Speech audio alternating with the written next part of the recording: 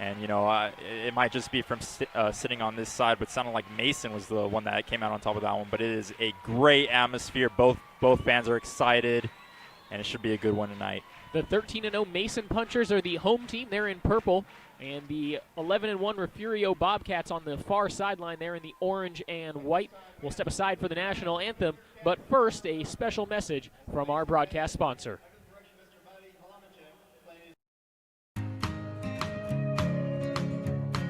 Corky undoubtedly cooks tri-tip the absolute best. I like my ribs. Oh, well, no, I don't think so. They're too messy.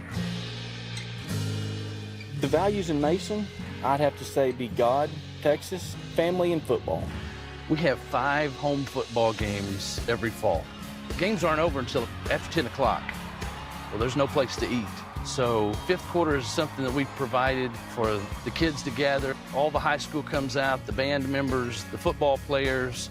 We give them a place to be on Friday night after the football game. It's a tradition that's been going on in Mason since, I believe, the late 60s at the Mason Church of Christ. In 1969, when we started this, my oldest son, Steve, was in the 7th grade. And we decided we wanted to have a place for them to come after the game. In Mason, football is king. I don't know what it's like in other states, but in Texas, it's a very important thing. It's an opportunity for kids to go showcase their talents, but it's also an opportunity for the community to go support their kids. And in the state of Texas, when you go to a high school football game, it seems like the town shuts down. Everybody's got a purple shirt on. You see the flags waving down the street. Pep rally kicks off at 3 o'clock, gets everybody motivated. And then when the cars start piling up and leaving town, you know it's on. It's a great day to be a puncher. There's 1,000 to 1,200 people usually at a local home game. Lots of excitement, everybody's hollering, and it's a lot of fun.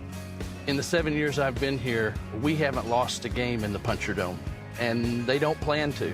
I was actually born and raised here in Mason, just a couple blocks down the road, and my dad was the head coach here for about 13 years. He's actually the winningest coach in the history of the school in football. There's tons of tradition at Mason High School. My mom was a cheerleader before me, and my aunt was a cheerleader before me. And the boys who play football, their dads played football before them. My father played football here at Mason, and he was amazing. He became an all-state player. My uncles also played here in Mason. It's just amazing to be part of this legacy. So it's really nice to see like younger generations doing exactly what their parents did and carrying on all these traditions. As a football player myself, growing up in Mason, the 5th quarter was the first place everybody raced to go to after the game. You shot down there to see what they were going to feed you. This is Texas, this is Mason, this is beef country. It's fitting that those are the favorite meals of the kids on 5th quarter. My favorite by far is the hamburgers. I get a brisket sandwich. Sloppy Joes are one of the favorites. Hamburgers, barbecue, tri-tips. My favorite's the brisket. The beef fajitas. Definitely the beef fajitas. I think our favorite one is the tri-tips that Corky Miller makes. He's got a tremendous gift that he's been able to share with us. He's been doing his barbecue for, I think, probably about 50 years.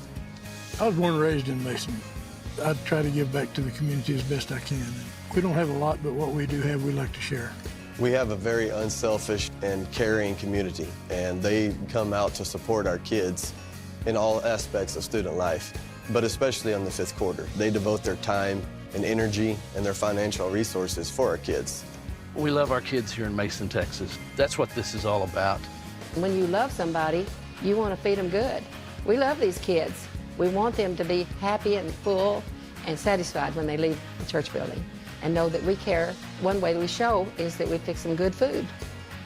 To me, there's no better way than to pay back with good food to the punchers and help these kids as much as they can.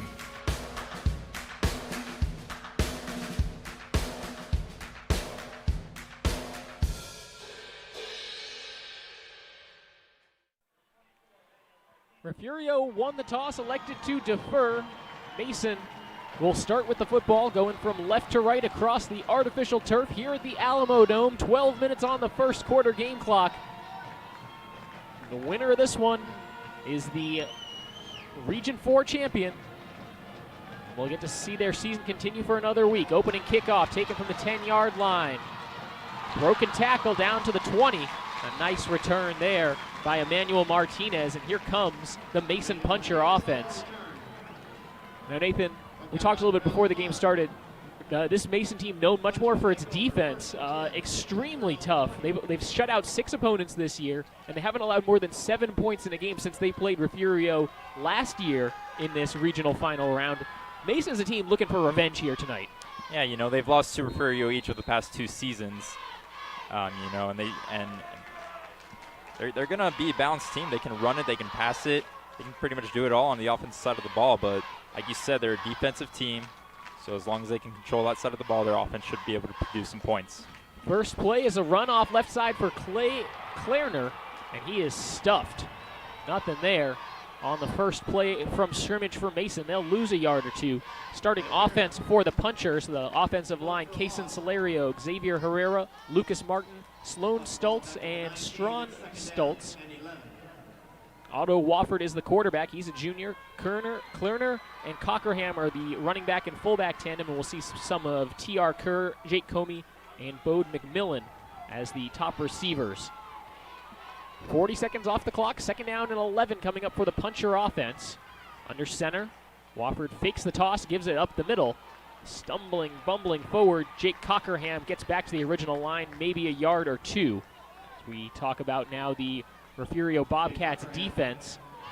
Trent Ross, Chris Moya, Isidro Mascoro, Jacoby Avery, Prentice Jones, Jamel LaFond, Darian Ramirez, Sylvester Henderson, Armani Brown, Trey Upton, and Darian Wills, the starting 11 for the team in white. 11-1, the Refugio Bobcats are the reigning state champions in 2A D1. And now Mason at risk of going 3 on out on their first drive. Roll Wofford to his right on the run, running for his life. Throw just too tall, incomplete.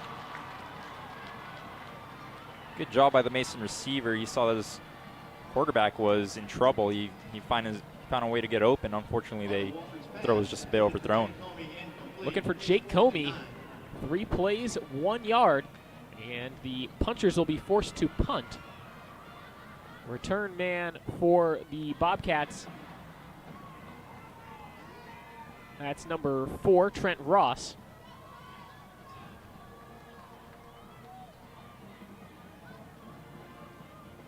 Punt away off the foot of Otto Wofford. A high kick, nearly scraping the roof of the dome, and it takes a Puncher roll all the way to the 32-yard line. 10:20 to go first quarter, and the Refugio Bobcats thought they were going to get pretty good field position. Still not bad. As now the Bobcats, we'll see what they have on offense. Starting offense for Refugio. See Trevor Ross, Trent Ross as a couple of their wide receivers. Jacoby Avery, another key wide receiver. He plays both ways. The man that makes it all go, though, is the sophomore quarterback, Jared Kelly, approaching 3,000 passing yards, and he threw 42 touchdowns this year and roots leading Refugio to an 11-1 record. His first full year as a starter here for the Bobcats. Jamel LaFond plays some wide receiver, and behind the line of Armani Brown, Trey Upton, Ivan Tagle, Sippy Solis, and Alfredo Villarreal.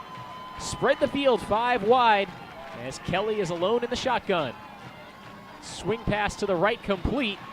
Juke move. And then trying to make something happen. Avery gets pushed forward. Jacoby Avery missed last week's game with an injury. He's back now. He was the starting quarterback last year, so you started to see there. He looked like he might have made wanted to throw the ball.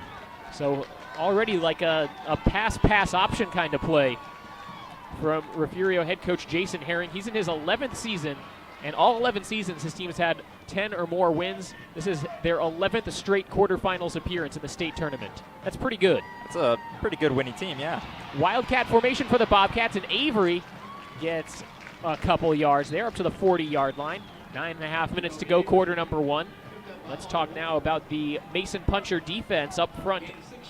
Americo Alvarez, Jorge Lopez, Kason Salerio. The rover position held down by Chandler Bunton. Linebacking core, Emmanuel Martinez, Cal Rash, and Clay Klerner. And the defensive backfield, Christian Coe and Roman Coe hold down the 2 cornerback spots. Bode McMillan and Otto Wofford in the safety spot. So these are smaller schools, a lot of players playing both ways. Talking about quarterbacks who play in the defensive backfield. Another Wildcat formation, trying to go off right side. Initial progress stopped, and I don't think Avery got there. Good job by the Mason defense, just stuffing up that running lane. Gain of 2 yards on that run. Stop made by Lopez, but they will say it's enough to move the chains. Also saw Celerio in there on that stop. So just enough for a first down. Mason's head coach is Cade Burns. He's in his 7th season. They're looking for a return to the state championship. Their last appearance was in 2014. They beat Refugio in the regional finals that year and lost to Refugio in the state playoffs each of the last 2 years. Refugio's been to the state championship 2 years in a row, looking to make it a three-peat. Screen pass complete to the near side. That's Isidro Mascoro, and he has 3 yards. Chris Moya, the receiver there. Bunton on the tackle. 2nd down and 7 coming up for the Bobcats. 8:15 to go first quarter. No scores. We're just getting started here from the Alamo Dome. Refugio changing out the personnel. We see a running back in the formation now, but they'll stay in the shotgun. Jared Kelly trying to sling that ball all over the field. Play clock down to 5. Kelly gets the snap.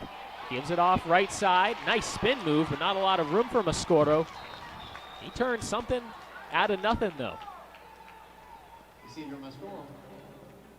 See where they spot this. Close to midfield as Cockerham made the tackle. Up to the 48-yard line. They need to get to the Mason 48-yard line. So that's 3rd and 4. It's already the 2nd third down of this drive for Refugio. See how much trust coach puts in his sophomore quarterback. Kelly in the shotgun again. Gets the snap. Blitz comes. Snaps it off to the right side. And there's nothing there for Avery. Jacoby Avery bottled up. Dropped for a loss of 3. As Emmanuel Martinez makes the stop. Helps him back up. And the teams exchange punts to start their game.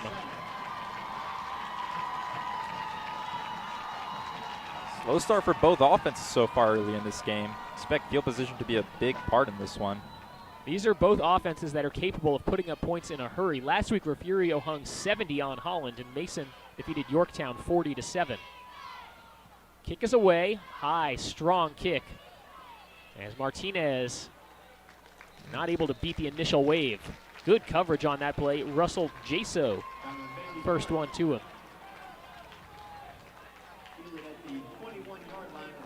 So the Punchers take over from their own 21-yard line. 6:38 to go in quarter number 1. No score. Fans, don't miss the UIL Football State Championships on December 12th through the 23rd at AT&T Stadium in Arlington. Tickets are available to purchase now through Ticketmaster. For more information, visit uiltexas.org. These are small schools, but you wouldn't know it by how well the fans have traveled here tonight. It's loud in here. Run right side. Trying to get to that 25-yard line. Jake Cockerham proving he is tough to bring down. As they show the replay on the video board here. Running off right tackle. Delivered the hit there. That's tough running for 3 yards.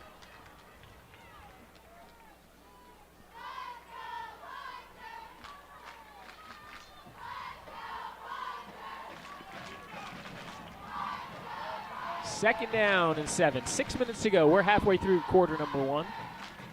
And it's Wofford under center. Little option pitch. It's fumbled. Recovered by Mason. But that was a promising looking play that broke down when Cockerham couldn't handle the pitch.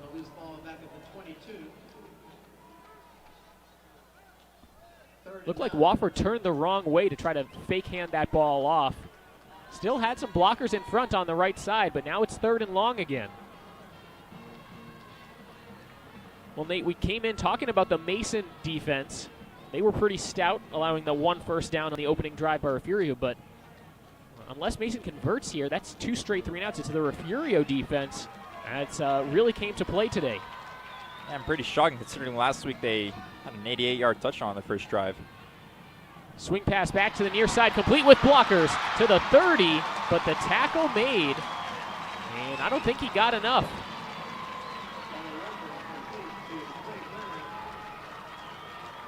Clay Klerner makes the catch. Mascoro makes the tackle, and it's 4th and 1, so he comes up just short. shedding blocks there. Mascoro read it well. It's just the Bobcats defense. They're just swarming to the ball. Wofford stays on to punt. He's also the quarterback and will also play some safety. Nobody back to return this for Refugio. Snap to Wofford, and he boots it away. A high, strong kick. This one has a lot of distance to it. Takes a puncher roll. They're chasing it down. It's down inside the 10-yard line, all the way down to the 6.5-yard line. All right, 2 great punts for the puncher's punter. Refugio talking to the refs. They're saying, "Hey, check the turf. It's all it's slanted against us right now on these punts." So an uphill battle for the Bobcats as they'll start inside their own 10-yard line. No score. 4:20 to go in the first quarter. No points on the board just yet. Sophomore Jared Kelly leading the Bobcats back out on the field. It's Kelly in the shotgun. One wide receiver to the left, 2 to the right. Play fake. Now Kelly tucks and runs. And he's tripped up at about the 5-yard line. Loss of a yard. Jake Cockerham makes the tackle. Looked like they might have tried to set a screen up there, but the running back just couldn't. It wasn't open. Great pursuit, a good push up front. And now you have to be a little bit more conservative with the play call, starting at your own 5-yard line. Under 4 to go in the first quarter. Clock showing 3:46. Neither offense has found its rhythm yet. Kelly in the shotgun again. Fakes the delayed handoff. And throws right, too strong. This one Kelly's got to find. He had a receiver who had room to run. Just overthrew him.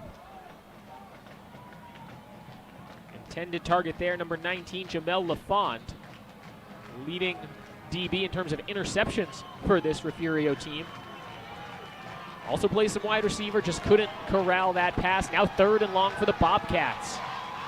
Puncher sideline making some noise. Shotgun snap to Kelly. Delayed handoff. And the tackle made from behind. Great pursuit. Sloan Stultz wasn't letting the ball carrier get away there. And it's a 3 and out.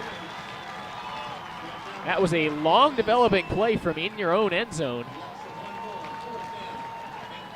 And the ball carrier, Darian Ramirez, had to pick a hole pretty quickly as he was starting to rumble from basically the goal line. Donovan Bailey will punt. Need to watch for a bad snap here. Return man all the way up at the 40-yard line. And a quick punt. Quick kick. Fair catch called for by Martinez, and he makes it at about the 42-yard line. So the punchers will have outstanding starting field position.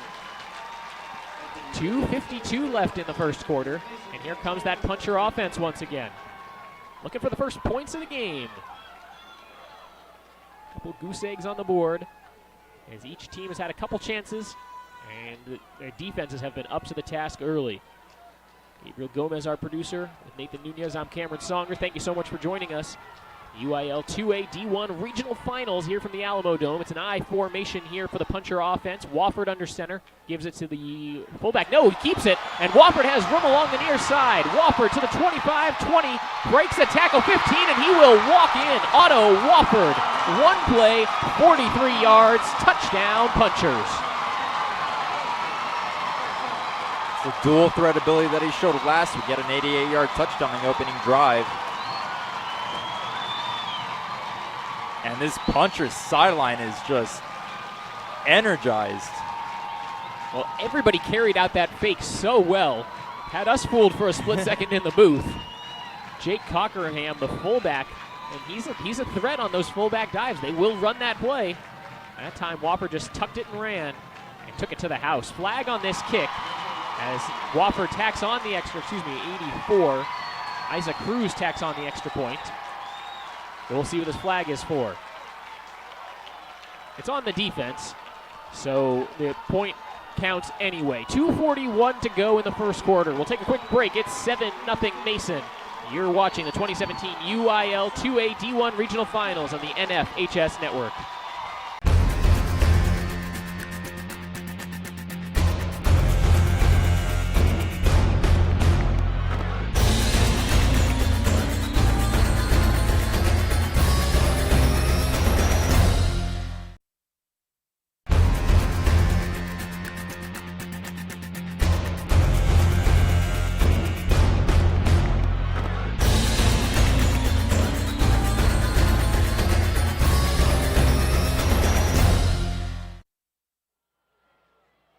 don't miss the UIL Football State Championships on December 12th through the 23rd at AT&T Stadium in Arlington. Tickets are available to purchase now through Ticketmaster. For more information, visit uiltexas.org. One play, 43-yard drive there for Mason on the QB keeper by Otto Wofford. Dual threat, Nathan. Now this is a Refugio team that's looking to play from behind, something that's unfamiliar territory for them. Well, they shouldn't be too worried. We're still in the first quarter, so they have plenty of time to get things settled. Low kick fielded at the 10-yard line, across the 20 towards the far side, and they stretch it out, and out to 35. A good return there by Jake Tinsman. And Refugio happy to not see the punting team out there for Mason in some way, because those... And in some ways it was a good thing for them. Yeah, the bounce has been unkind to the Bobcats the first couple times. They've been pinned deep and haven't been able to create much. So the Bobcat offense returns to the field. 2:35 left in the first quarter. Whistle before we get started. I don't think anybody was set, so this can't be a penalty yet. I think they just want a new game ball. Or to reset the play clock. Exactly what it was. So Kelly looks to the sideline, gets the play call. And now it's on sophomore Jared Kelly and the Refugio offense to try to respond. Shotgun snap, looking to the left, fakes, has time, throws over the middle, caught near the 50, and taken down hard. A nice catch by Tinsman to hang on to that on the hard tackle by Roman Coe. Look at the sophomore quarterback deliver a strike in the middle of the field. That ball had some serious mustard on it. A real rope right up the middle. And Refugio has a 1st and 10 up to the 47-yard line. 2:10 left in the first quarter. 5 wide formation here for Kelly. Gets the snap. 7-step drop. Looking deep over the middle. Has a man caught. 25-20 to the 10 to the 5. It's a touchdown for Refugio. Jamel LaFont. And an extra point can tie the game. 53 yards for the Bobcats. Kelly to LaFont. And it's 7-6 with under 2 minutes to play. How's that for an answer? I think we got the pregame jitters out. Took a couple sequences. Yeah, it might have been a defensive battle from the early going. Diego Gonzalez on to attempt the extra point. Snap is down. The kick is on its way. And it is good. There's a flag. Looks like some guys on the puncher side might have gotten an early start. Showing the replay again, and couldn't see who was supposed to be covering LaFont there, but he stumbled. And it allowed LaFont just a wide open seam up the middle of the field on that touchdown. Keep it here following the touchdown as we wait for the signal. And, we talked about the unfamiliar territory for Refugio playing from behind.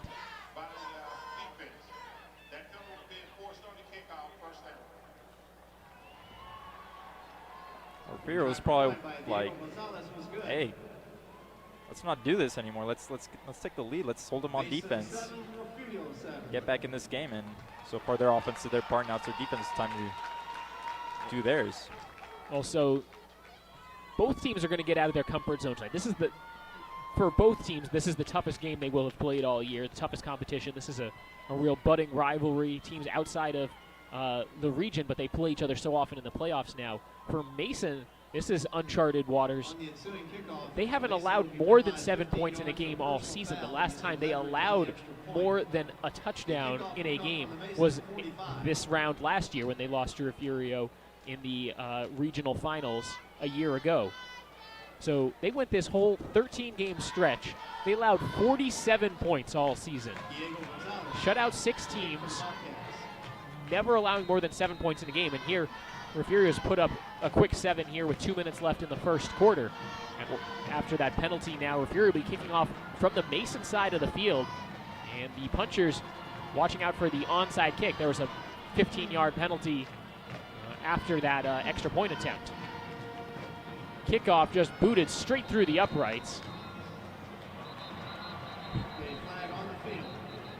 And a couple flags fly.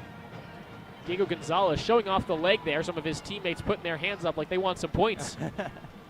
Might need some the way this game might turn out. A lot of the discussion, a lot of the preview articles about this game stressed patience.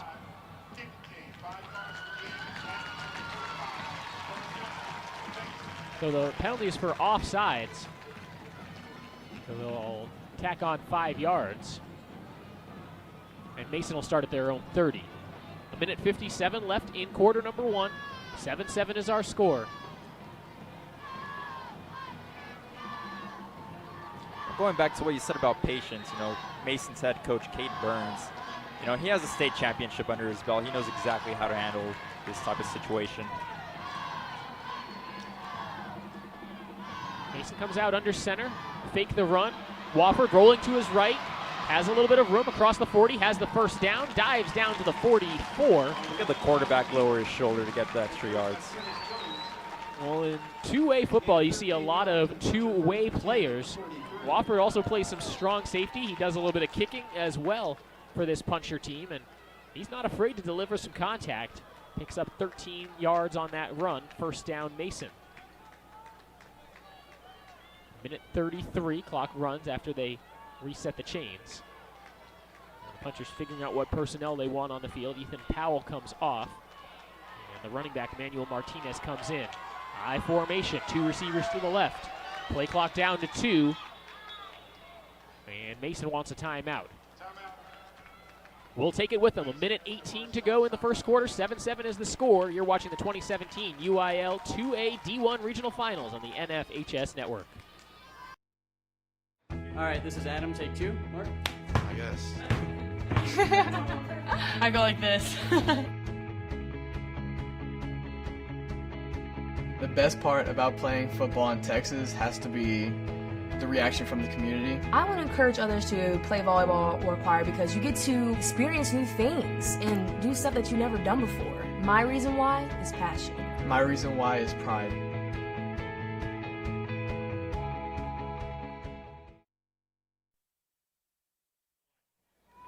The 2A D1 Region 4 Championship here at the Alamo Dome. One of these teams has been in the state championship each of the past 3 years. And this is the 4th straight year these teams are meeting in the playoffs. And the 2nd straight year they're meeting for the regional championship. And so far, Nate, it's lived up to the billing. Yeah, definitely some bad blood on both sides. The Masons crowd has definitely remembered that they've lost the past 2 years. Refugio blew that play up. Wofford tried to keep it, and he did not get back to the line of scrimmage. Armani Brown was in the backfield in a split second. Loss of 1 as we go under a minute to play in the first quarter. 7-7 the score. Mason has the ball 2nd and 10 from their own 42.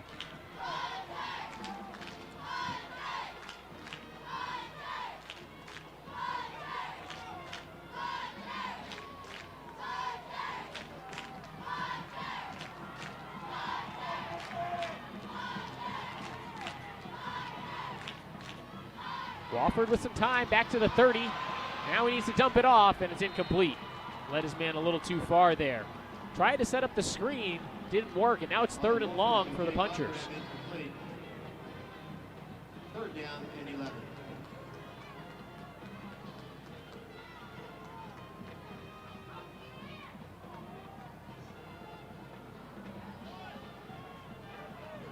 Clock shows 28 seconds left in the first quarter. So depending on how Mason plays this, it could be the last play of the first quarter. And they're slow to break the huddle again. Play clock down to 7 as they come up to the line. Wofford under center with a deep back behind him. Play clock at 2, gets the snap, rolls to the right, has a little bit of time, steps up in the pocket, tries to run, lowers the shoulder, didn't get there. Got across the 45, but needed to get all the way to the Refugio 42. And brings up a 4th down for the punchers. Armani Brown in there on the stop again for the Bobcats. And they can hurry and try to punt this in the next 5 seconds or wait, flip sides, and kick it again. And that's what they'll do. They'll wait. We're through 1 quarter here at the Alamo Dome. 7-7 is the score. You're watching the 2017 UIL 2A D1 Regional Finals on the NFHS Network.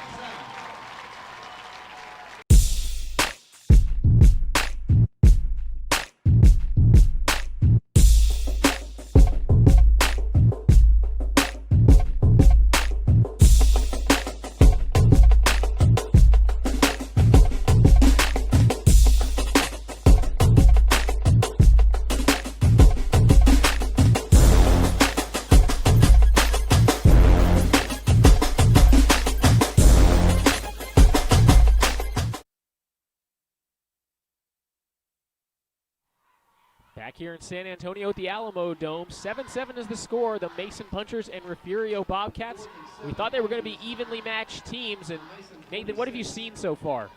Well, so far it's just been these two teams have been rivals the past 2 years, and it's high energy on both sides of the ball. We saw a quick strike from both teams on offense on one of their drives, and now the defense has stepped up for the Bobcats. So now it's up to the Punchers defense to get a stop of their own. Punchers have gotten some good bounces on some punts. That time it bounces up into the punter's lap as Wofford unleashes another cannon. It's fair caught all the way back at the 15-yard line by number 4, Trent Ross. So Otto Wofford, we saw him break a long touchdown run, and he has been money punting the ball, too, for this Mason team. A junior quarterback slash DB slash punter. Mr. Do-It-All so far tonight for the Punchers. Be an all-state punter. It's his third punt inside the 25-yard line. For Gabriel Gomez, our producer, Nathan Nunez, our color man, I'm Cameron Songer. Thanks for joining us. 11:51 to go, second quarter. And it's the Refugio offense false starting before they can get going.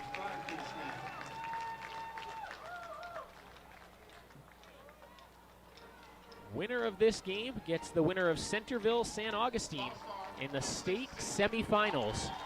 This is a game that Mason has been looking forward to all season long. Listening to head coach Cade Burns talk about his team throughout the course of the season, this is the matchup they've wanted since August. And it's been about maintaining their focus to get to this point, and here they are. Coming after the quarterback.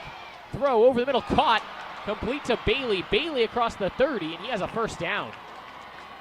Boy, Punchers thought they might have had a shot at sacking Kelly for the safety.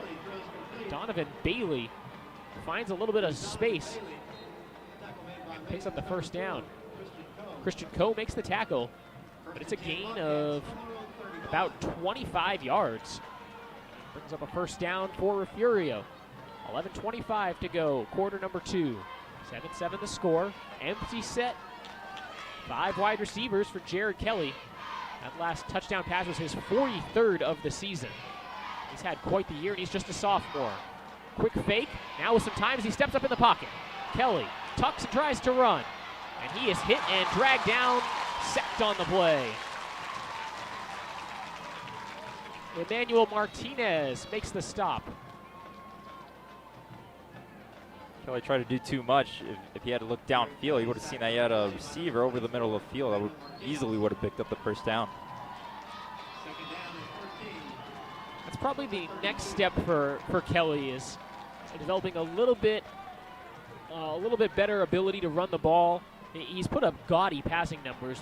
Assuming he hits 200 yards today, which is a safe bet based on Refugio's offense, he'll get to 3,000 for the season with 2 more years. And he's just a sophomore. Yeah. He has time again, throws to the right, caught into Mason territory. The hit from behind made by Martinez, but not until LaFon picks up another big play. And you said before the game started, Avery, the running back for tonight, he was a quarterback last year, and Coach said that he wanted that Kelly to be at quarterback for the season, and that pass showed you why. That is not an easy throw to make. Throwing to the sidelines, that ball is in the air just long enough for a coach to get nervous about it.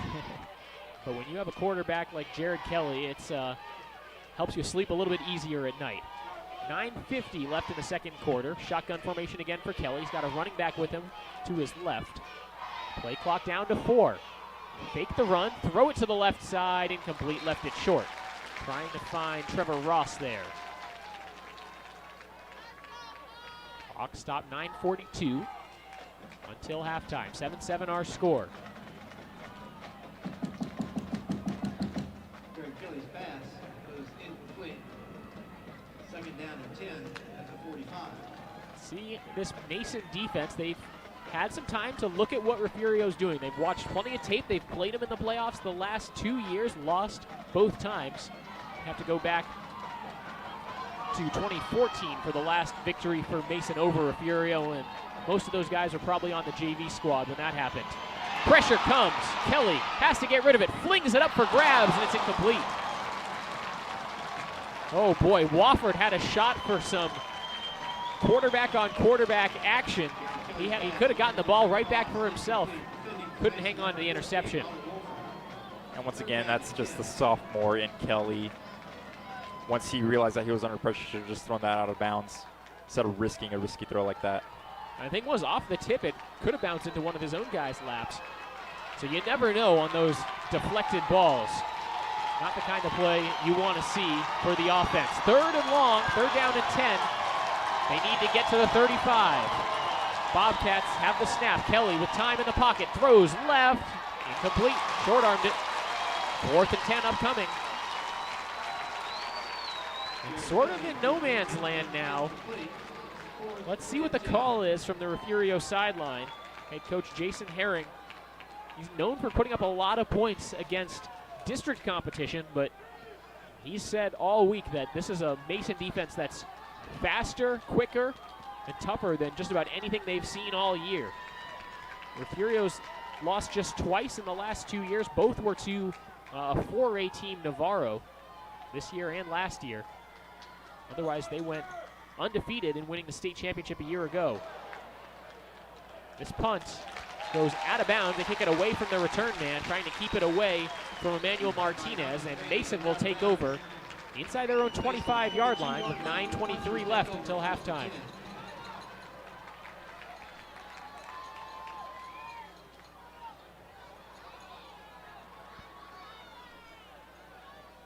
First and 10 for the Puncher offense. 9:23 to go in the second quarter with Nathan Nunez. I'm Cameron Songer. Big thanks to Gabriel Gomez, our producer. And here comes that Mason offense again. Their one scoring play was a one-play drive, a 43-yard touchdown run by Otto Wofford.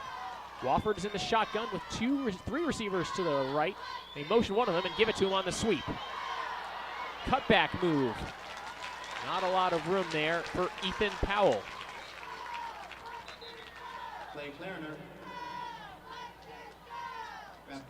Excuse me, that was Clarner, the ball carrier, and he lost his helmet. So he needs to come out for one play. They'll bring Martinez back on. Called a gain of 4, 2nd and 6. 7-7 our score, 9 minutes to go in the second quarter. Mason wearing the purple jerseys with the white helmets and pants. Refugio in the all-white, the icy look.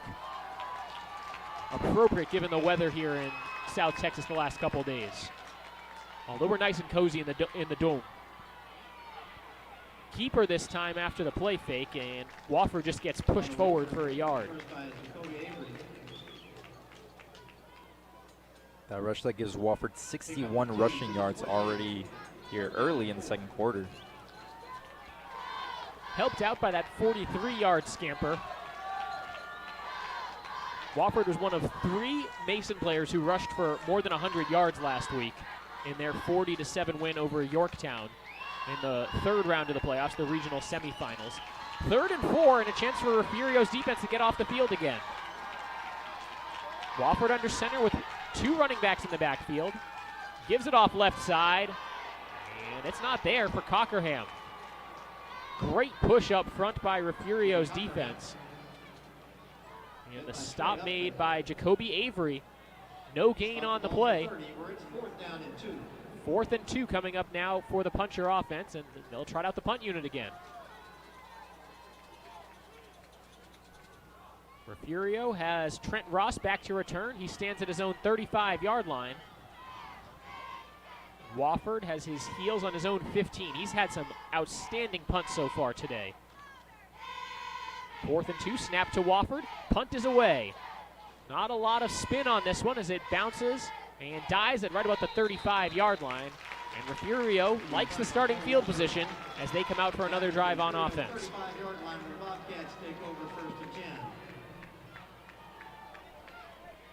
We've started to see Jared Kelly really favor Jamel Lafon when it seems like when the ball has gone up, he's looking for number 19. 7:21 to play, second quarter. 7-7 our score between the 13-0 Mason Punchers and the 11-1 Refugio Bobcats.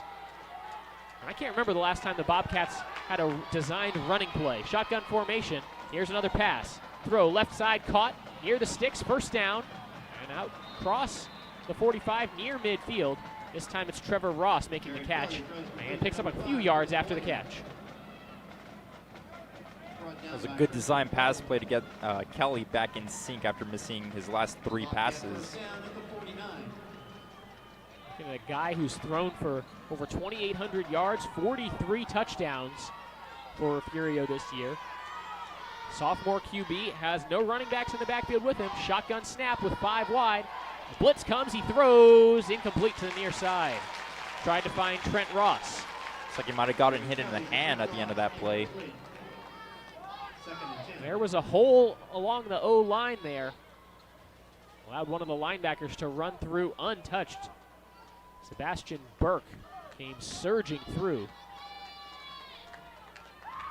And it brings up a 2nd down and 10.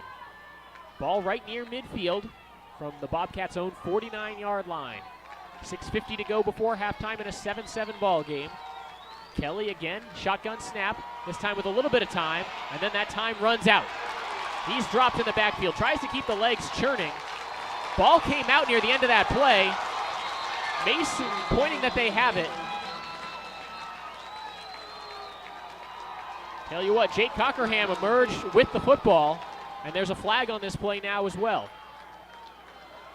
Punchers have the ball after that 2nd down run by Bobcat quarterback Jared Kelly. We'll see if he was marked down with forward progress, and then we have to see what this flag is for. Signal Puncher first down, so it's a fumble recovered by Mason. Now let's see what the flag is.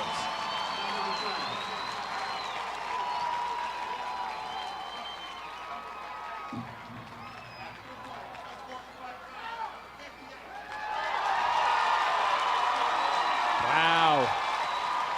So you tack on an unsportsmanlike conduct on Refugio's number 58, Ivan Tagle. So Mason picked up the ball at the Refugio 49, and then they'll get an extra 15 yards on top of that. 1st and 10 to the 34-yard line as they mark off the yardage. And our first turnover of the game is a huge momentum swinger. Now the Punchers are in Bobcat territory, and last time they were in Bobcat territory, they scored. They only needed 1 play to score when they started in Bobcat territory the first time. 7-7 the score right now, 6:39 left in the 2nd quarter. This is the 2017 UIL 2A D1 Regional Finals live from the Alamo Dome in San Antonio, Texas. Otto Wofford in the shotgun for Mason. Fakes the run, gives it, or throws up the middle, caught to the 10, to the 5. The slant play goes to the house, touchdown Mason. It's Jake Comey.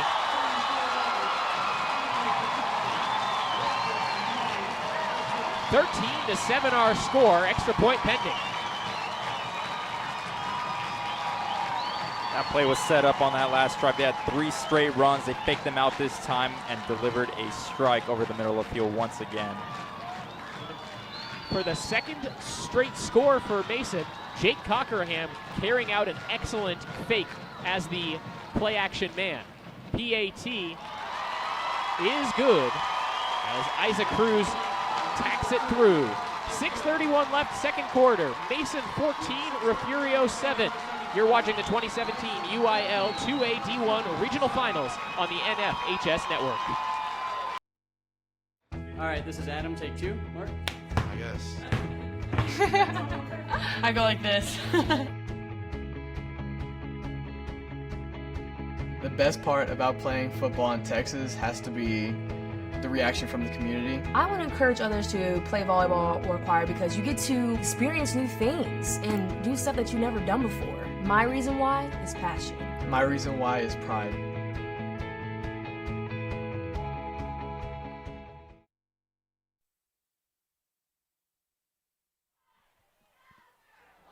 That last scoring drive for Mason, 1 play, 34 yards. A pass from Otto Wofford to Jake Comey. And the Punchers have taken the lead back. With that pass, Wofford now has over 100 yards on the game. Total yards, I should say.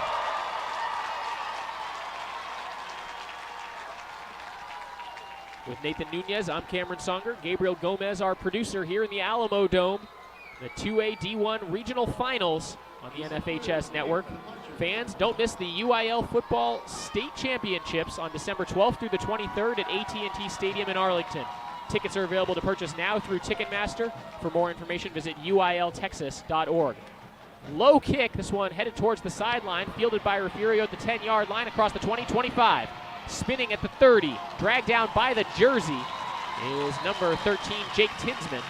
And the Bobcats come back out on offense, but they trail 14-7 with 6:22 left in the second quarter. Interesting on that return there. Thought it had a chance at bouncing out of bounds, Nate. Yeah, but you just can't risk it, because I easily could have also ended up inside the 5-yard line. So we'll see. Jared Kelly, who tried to tuck and run on the last Refugio play, ended up fumbling and turning it over. They'll keep the faith in the sophomore quarterback, though. 5 wide receivers, 2 to the right, 3 to the left. Now a motion man to join Kelly in the backfield. Gets the snap, gives it off this end around, and tripped up at the 30-yard line is number 19, Jamel Lafont. So he sort of took his time in joining the quarterback in the backfield there. And trying to get some blockers out in front, but those punchers getting there quickly. Tripped up there by number 24, Emmanuel Martinez gets credit for the tackle. It's a gain of 3 yards. 2nd and 7 for the Bobcats. Halfway through the second quarter, 5:55 left before halftime. And the Bobcats trailing the punchers 14-7. Kelly in the shotgun. He will take a deep drop. Swings the screen pass to the left side, complete to the 30. Across the 35, another broken tackle. First down yardage for Refugio. Spun out at the 40. And tough fighting for extra yards there. What an effort. Yeah, he was actually stopped before the first down marker. Kept driving his legs and picked up a couple extra yards on the first down on that. Darion Ramirez, haven't called his name much tonight, but he's making a case to get some more touches. The senior running back, 5'8", 185, tough to bring down. These guys are battle tested. The defending state champion Refugio Bobcats facing an early challenge from Mason. 1st and 10 now for Refugio from their own 41. Kelly steps up in the pocket, hit as he throws over the middle, intercepted by Wofford at his own 30. Wofford trying to take it back the other way, cuts back at the 40, flag on the play. Wofford up the middle of the field, dives down to midfield, 2 flags thrown, both on the return as Otto Wofford makes the interception. The two-way star for Mason, quarterback / safety, as he intercepts the pass. And both of those flags thrown in the area what could have been a hold or a block in the back. We'll see how far they bring this one back.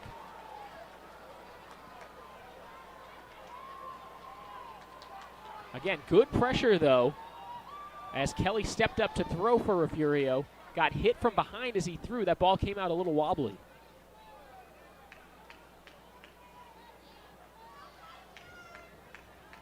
Officials still talking this one over. Ball is spotted right at the Roadrunner head logo at midfield. This is still UTSA's home field. Beautiful stadium. Beautiful stadium. 2 smaller schools, both hovering around 200 students, but the communities coming out in full force, both making a trek of about 2 hours here to San Antonio to support the home team in the 4th round of the state playoffs. Both teams have really had to battle to get here. And this is their toughest games yet.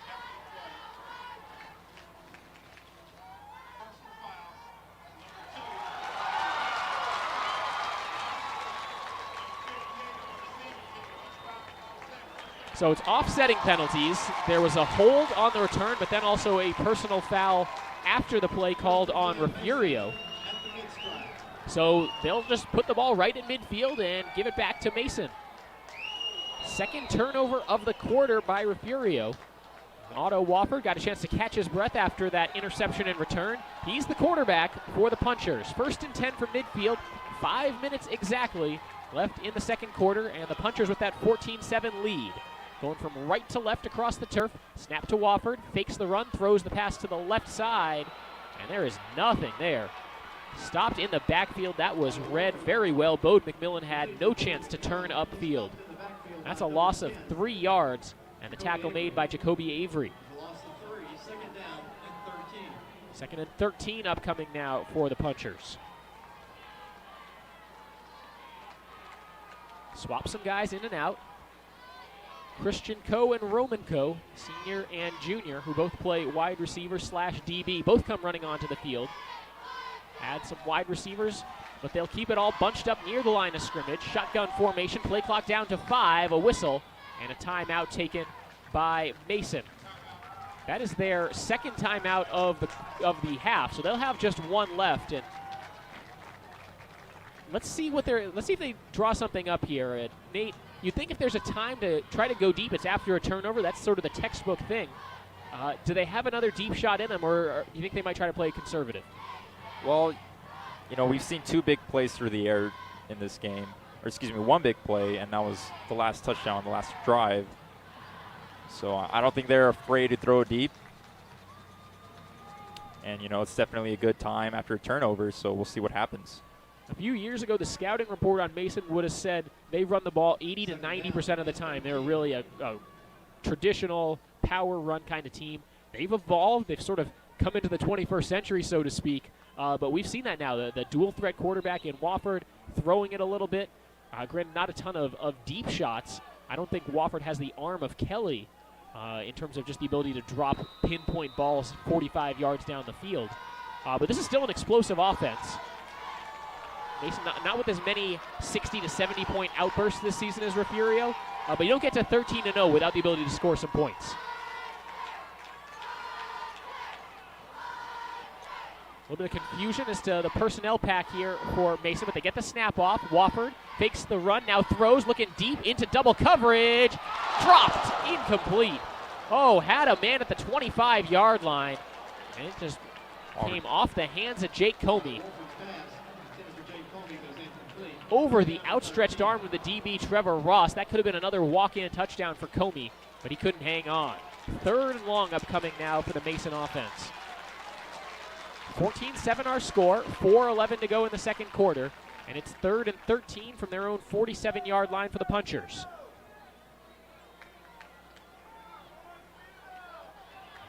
Defending state champion Refugio Bobcats in a battle here tonight in the Alamo Dome in San Antonio.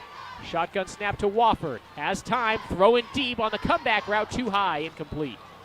Threw it right to the sticks, a good play call, just missed Bode McMillan.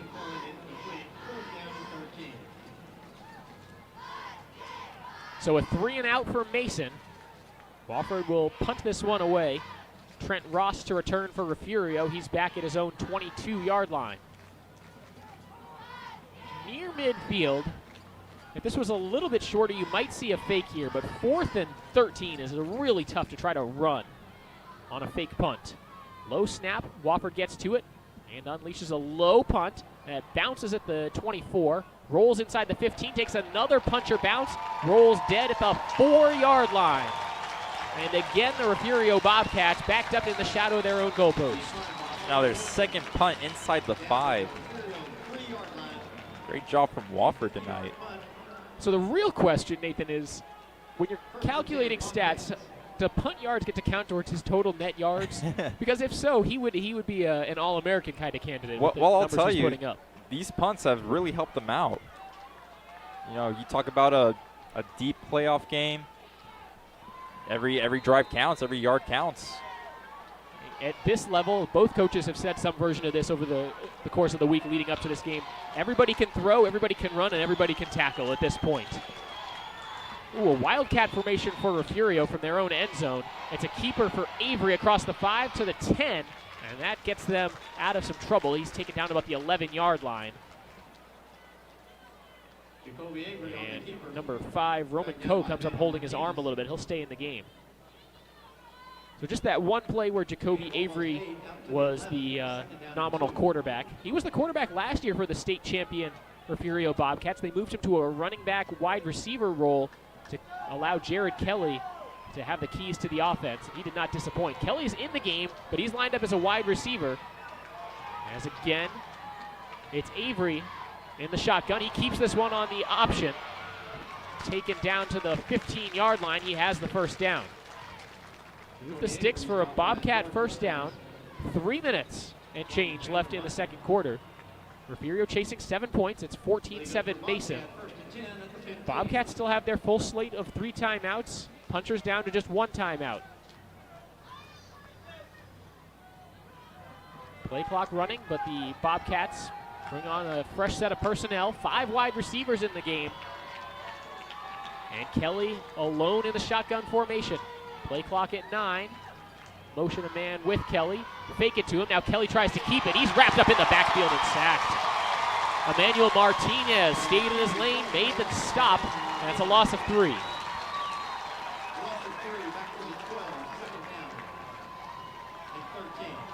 You look at the pace Refugio has on this drive. It's been sort of slow, almost nonchalant in terms of getting to the line, trying to run plays, and part of that is protective. They don't want to give the ball back to Mason with too much time left, and they know they can strike quickly.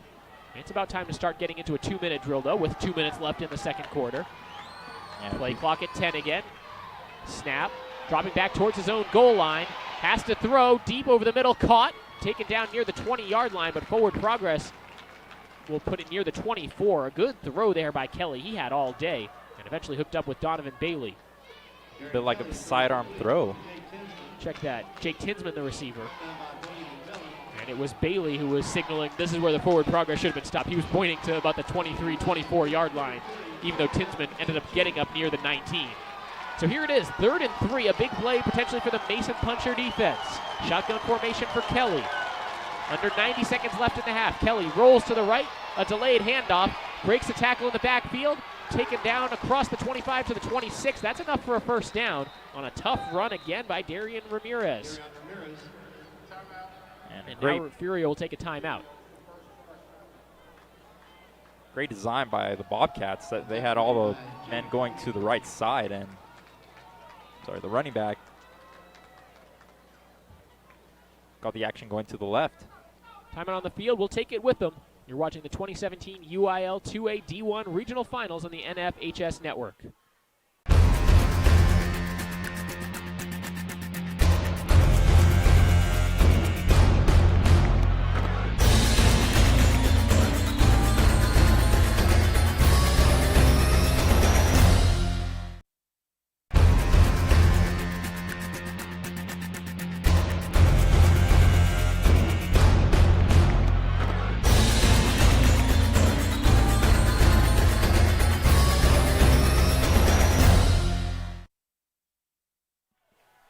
Back here in the Alamo Dome in San Antonio with Nathan Nunez, I'm Cameron Songer. Gabriel Gomez, our producer. 14-7 the lead for the Mason Punchers. Undefeated, taking on the state champion, the defending state champion, Refugio Bobcats. Bobcats with the ball in their own 26, 1st and 10 with 1:16 to go until halftime. Under center, it's Kelly. He fakes the run, has time to throw from his own 15. Deep ball over the middle, tipped, broken up, incomplete. Christian Coe on the coverage there. No flag on the play, and it's going to be 2nd down and 10. Intended target there was number 19, Jamel LaFond. He had that 53-yard touchdown reception earlier. Not sure if that was Coe who was guarding him on that play, but it was a play where the DB stumbled, and on a slant throw over the middle, a lot of yards after the catch picked up. Kelly has thrown a pick. He's also fumbled it once and thrown that 53-yard touchdown. The sophomore has been busy today. A lot of attempts. Play clock down to 2. Gets the snap. Has some time in the pocket. Throws over the middle. Caught. Not enough for a first down as Trevor Ross is spun down, and Refugio will take the quick timeout to keep too much more clock from running. Let's see if that backfires on them. It'll be a 3rd and about 3 situation. Complete to Chris Moya, making the tackle was Christian Coe. Chris Moya made the catch. Christian Coe made the tackle. Ball spotted at the Refugio 33-yard line. 3rd down, 3 yards to go. 1:03 left in the second quarter. If Mason gets this stop, you think they might call that timeout and then try to run a couple quick plays to score again before halftime. What would add to a 14-7 lead. In other words, you don't call that timeout. Refugio doesn't unless you're pretty confident you're picking up this first down. Right.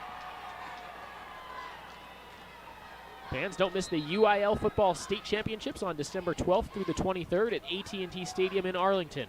Tickets are available to purchase now through Ticketmaster. For more information, visit uiltexas.org. That's uiltexas.org. Looks like Santa joined us in the crowd. That gets a big applause from both sides.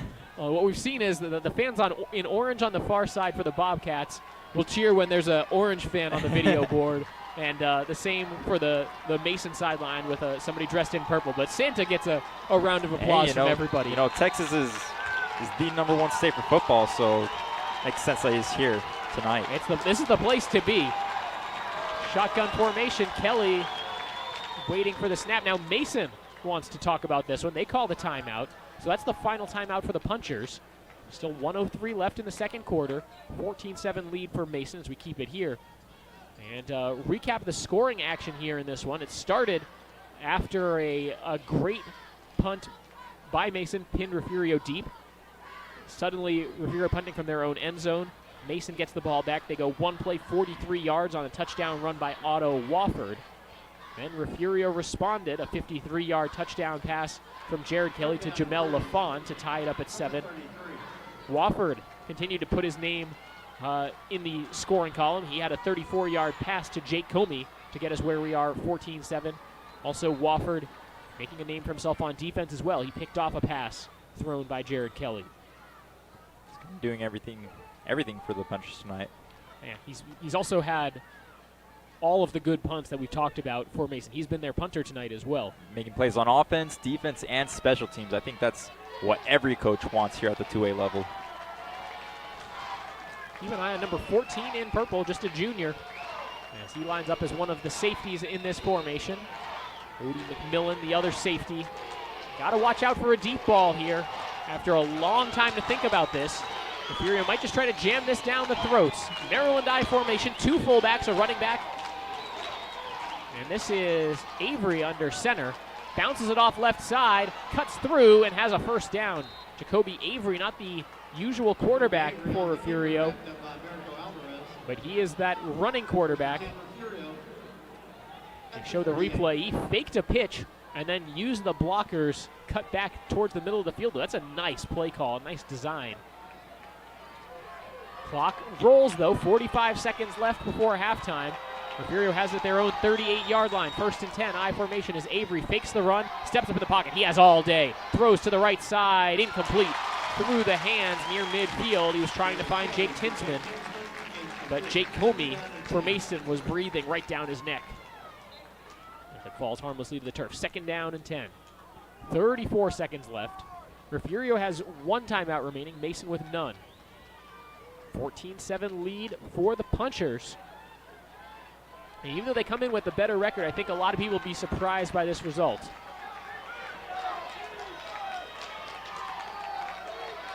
Refugio's 1 loss this season came to Foray Navarro. As Kelly gets the snap, he's chased out of the pocket, throws, caught at the 30, well behind the marker, but now there's room in front and a first down picked up by Ramirez. Looked like he wanted to.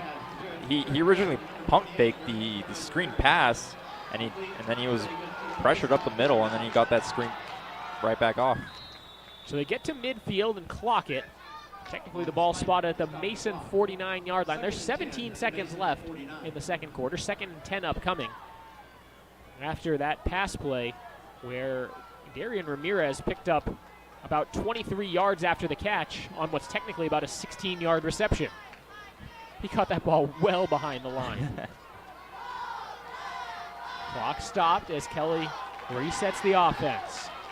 49 yards from pay dirt, down by 7 points before halftime. Shotgun formation, empty backfield. Kelly against a 4-man rush, steps up, throws over the middle, caught at the 25, stretching it out towards the far sideline to the 20. Gang tackled at the 16-yard line is Jamel Lafont. 5 seconds left. That was a long developing play. As Refugio calls their final timeout. Ball at the 16-yard line. Let's see if they try to take the points or go one more play for the end zone. A long pass there, though. Officially 33 yards on the pass and run. As both teams head to their sidelines. 5 seconds left, and this will pretty much be the last play before halftime. You're the Bobcats. I think you have to go with the points here. You have 2 turnovers, and you're only down by a touchdown. might as well just go into halftime with some momentum. And remember, Refugio does get the ball to start the second half. They won the toss and elected to defer. So the Bobcats could, assuming they attempt and hit a field goal here, they'd be the first team this season to put up more than 7 points on Mason's defense. And by the looks of things, it is the field goal unit. Diego Gonzalez on to attempt what will be a 33-yard field goal off the hold by Jacoby Avery. 5 seconds left. Neither team with a timeout. 33-yard field goal on the way for Refugio's Diego Gonzalez. Snap is down. The kick on its way. It's long enough, and it is good. As time expires in the second quarter, Diego Gonzalez hits a 33-yard field goal. And our score now, Mason 14, Refugio 10. We'll take a break for a halftime. Be sure to stick around. We'll show you what's going on the field here at the Alamo Dome. We'll also have a little bit of analysis and recap of that first half. But first, a message from our broadcast sponsor.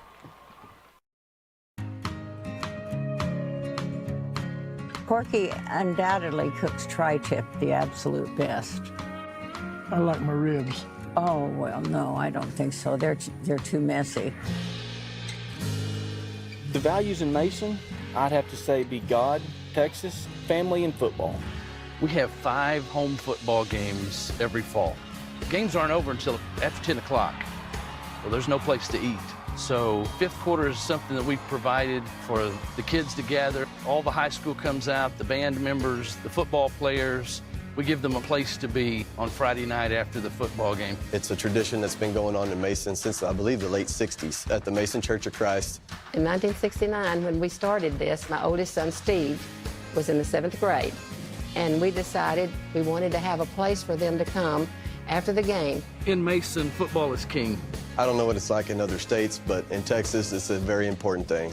It's an opportunity for kids to go showcase their talents, but it's also an opportunity for the community to go support their kids. And in the state of Texas, when you go to a high school football game, it seems like the town shuts down. Everybody's got a purple shirt on. You see the flags waving down the street. Pep rally kicks off at 3 o'clock, gets everybody motivated. And then when the cars start piling up and leaving town, you know it's on. It's a great day to be a puncher. There's 1,000 to 1,200 people usually at a local home game. Lots of excitement, everybody's hollering, and it's a lot of fun. In the 7 years I've been here, we haven't lost a game in the Puncher Dome, and they don't plan to. I was actually born and raised here in Mason, just a couple blocks down the road, and my dad was the head coach here for about 13 years. He's actually the winningest coach in the history of the school in football. There's tons of tradition at Mason High School. My mom was a cheerleader before me, and my aunt was a cheerleader before me. And the boys who play football, their dads played football before them. My father played football here at Mason, and he was amazing. He became an all-state player. My uncles also played here in Mason, and it's just amazing to be part of this legacy. So it's really nice to see younger generations doing exactly what their parents did and carrying on all these traditions. As a football player myself growing up in Mason, the fifth quarter was the first place everybody raced to go to after the game. You shot down there to see what they were going to feed you. This is Texas, this is Mason, this is beef country. It's fitting that those are the favorite meals of the kids on fifth quarter. My favorite by far is the hamburgers. I get a brisket sandwich. Sloppy Joes are one of the favorites. Hamburgers, barbecue, tri-tips. My favorite is the brisket. The beef fajitas. Definitely the beef fajitas. I think our favorite one is the tri-tips that Corky Miller makes. He's got a tremendous gift that he's been able to share with us. He's been doing his barbecue for, I think, probably about 50 years. I was born and raised in Mason. I try to give back to the community as best I can.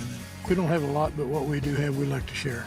We have a very unselfish and caring community, and they come out to support our kids in all aspects of student life, but especially on the fifth quarter. They devote their time and energy and their financial resources for our kids. We love our kids here in Mason, Texas. That's what this is all about. When you love somebody, you want to feed them good. We love these kids. We want them to be happy and full and satisfied when they leave the church building and know that we care. One way that we show is that we fix them good food.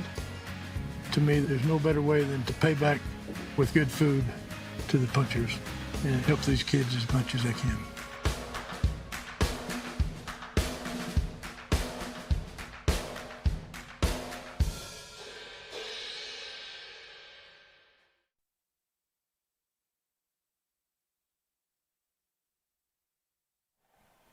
Fans, don't miss the UIL Football State Championships on December 12th through the 23rd at AT&T Stadium in Arlington. Tickets are available to purchase now through Ticketmaster. For more information, visit uiltexas.org. Here at halftime in the Alamo Dome in San Antonio, 14-10 the lead for the Mason Punchers over the Refugio Bobcats. With Nathan Nunez, I'm Cameron Songer. Gabriel Gomez, our producer tonight. And Nate, a fun game so far. It took a little while for both teams to get going, and then they got going. Yeah, you know, and the Punchers crowd is just energized. The whole team is energized. They're yelling for every positive play that goes their way. You know, they've had revenge on their mind entering this game. They've had this game marked on the calendar since last year, and you know, it's lived up to the hype. Refugio has knocked out Mason each of the last 2 years. Refugio, the reigning state champs, and Mason has been thinking about this game like they've been saying since August. In training, preseason, throughout the regular season, throughout the beginning of the playoff run, they've been thinking about trying to set up a postseason date with Refugio, and give Refugio credit, they've played their part, really dominating most teams they've played up to this point, including last week a 70-29 win over Holland. Mason knocked off Yorktown 40-7, and when you get to this point, there's 8 teams left in 2A D1. Everybody's good. Right. And this is for the Region 4 championship. One of these teams has been in the state championship each of the last 3 years. So Region 4 has kind of been dominating Region 3 in terms of that state semifinal matchup. And then it's you get to play in that AT&T Stadium game. It's a big one, but this has certainly had an atmosphere just like it, and you know it feels kind of like a championship game. It feels like a championship game should. Yeah, and you know, this is something that the Punchers have been looking forward to all year, like we said. But credit to the Bobcats. This is the first time that the Punchers have allowed more than 7 points all season, and they have 10 points here in the first half. It could be. It could really ruin their points allowed per game kind of average. That coach is going to be mad about that one. Mason came in allowing 47 points through their 13 games this season. That's 47 total points, not 47 points per game. That's, right. That's very That's few. Very points. good. Let's recap the scoring here for you in tonight's game. Otto Wofford, the Mason quarterback, opened up scoring with a 43-yard touchdown run. Refugio didn't take long to answer a 53-yard touchdown pass from Jared Kelly to Jamel LaFond. Tied it up at 7. And Mason, they got right back in the scoring column as well. Otto Wofford showing he can get it done through the air, throwing a 34-yard touchdown pass to Jake Comey. Wofford intercepted a pass. Jake Cockerham recovered a fumble. And the 2 turnovers that we've seen in this game, both committed by Refugio. But then as time expired, Diego Gonzalez knocked in a 33-yard field goal to get the Bobcats into double figures and keep it under 7 points, the deficit at halftime. And Refugio does have the option to receive the second half kickoff, which they will do. They'll get the ball to start the second half. So still absolutely anybody's game. Right, and if you're the Bobcats, quarterback Kelly, he has 2 turnovers, but we saw on that last drive, the coach trusted him. He had 2 passes over 15 yards, and that big one, that one for I think 33 yards, got them into field goal position. But the receivers for the Bobcats have dropped a few passes in the first half. They really need to help their quarterback out in the second half. Yeah, I was going to ask, what are your real keys to the second half? Well, you know, definitely the receivers have to do a better job of, you know, hauling in those receptions. They have a sophomore at quarterback. This is a big stage for him. And on defense, they got to limit the big plays.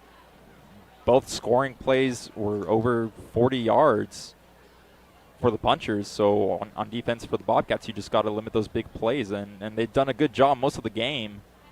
They just got to tighten up, you know, in the second half. Both teams have been waiting for this game. It's finally here.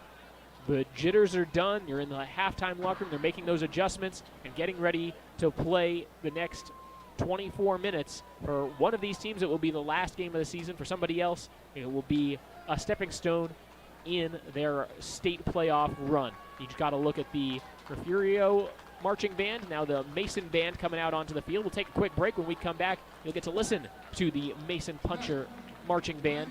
You're watching the 2017 UIL 2A D1 Regional Finals on the NFHS Network. All right, this is Adam, take 2. Mark? I guess. I go like this. The best part about playing football in Texas has to be the reaction from the community. I want to encourage others to play volleyball or choir because you get to experience new things and do stuff that you've never done before. My reason why is passion. My reason why is pride.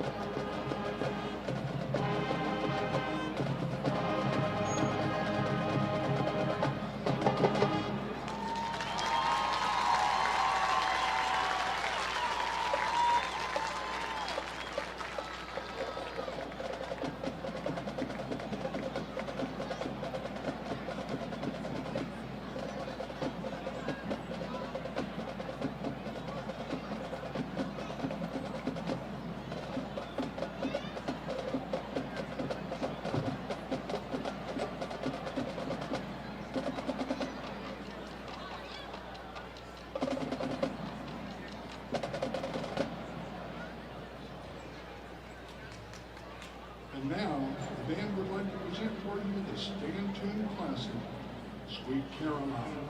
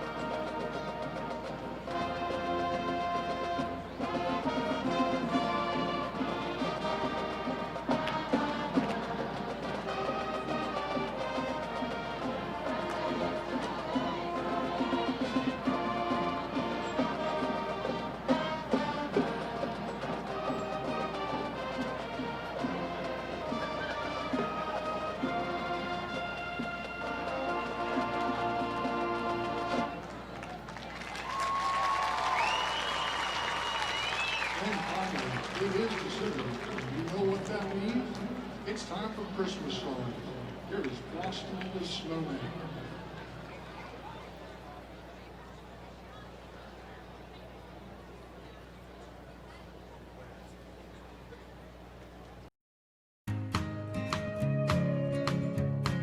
Corky undoubtedly cooks tri-tip the absolute best. I like my ribs. Oh, well, no, I don't think so. They're too messy. The values in Mason, I'd have to say, be God, Texas, family, and football. We have 5 home football games every fall.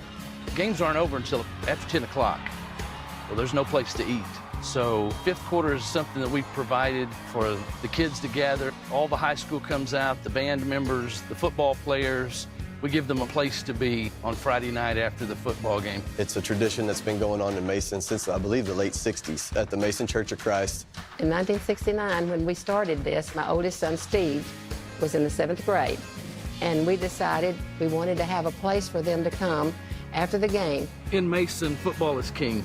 I don't know what it's like in other states, but in Texas, it's a very important thing. It's an opportunity for kids to go showcase their talents, but it's also an opportunity for the community to go support their kids. And in the state of Texas, when you go to a high school football game, it seems like the town shuts down. Everybody's got a purple shirt on. You see the flags waving down the street. Pep rally kicks off at 3 o'clock, gets everybody motivated. And then when the cars start piling up and leaving town, you know it's on. It's a great day to be a puncher. There's 1,000 to 1,200 people usually at a local home game. Lots of excitement, everybody's hollering, and it's a lot of fun. In the 7 years I've been here, we haven't lost a game in the Puncher Dome, and they don't plan to. I was actually born and raised here in Mason, just a couple blocks down the road, and my dad was the head coach here for about 13 years. He's actually the winningest coach in the history of the school in football. There's tons of tradition at Mason High School. My mom was a cheerleader before me, and my aunt was a cheerleader before me. And the boys who play football, their dads played football before them. My father played football here at Mason, and he was amazing. He became an all-state player. My uncles also played here in Mason, and it's just amazing to be part of this legacy. So it's really nice to see younger generations doing exactly what their parents did and carrying on all these traditions. As a football player myself growing up in Mason, the 5th quarter was the first place everybody raced to go to after the game. You shot down there to see what they were going to feed you. This is Texas, this is Mason, this is beef country. It's fitting that those are the favorite meals of the kids on 5th quarter. My favorite by far is the hamburgers. I get a brisket sandwich. Sloppy Joes are one of the favorites. Hamburgers, barbecue, tri-tips. My favorite's the brisket. The beef fajitas. Definitely the beef fajitas. I think our favorite one is the tri-tips that Corky Miller makes. He's got a tremendous gift that he's been able to share with us. He's been doing his barbecue for, I think, probably about 50 years. I was born and raised in Mason. I try to give back to the community as best I can. We don't have a lot, but what we do have, we like to share. We have a very unselfish and caring community, and they come out to support our kids in all aspects of student life, but especially on the 5th quarter. They devote their time and energy and their financial resources for our kids. We love our kids here in Mason, Texas. That's what this is all about. When you love somebody, you want to feed them good. We love these kids. We want them to be happy and full and satisfied when they leave the church building and know that we care. One way that we show is that we fix them good food. To me, there's no better way than to pay back with good food to the punchers and help these kids as much as they can.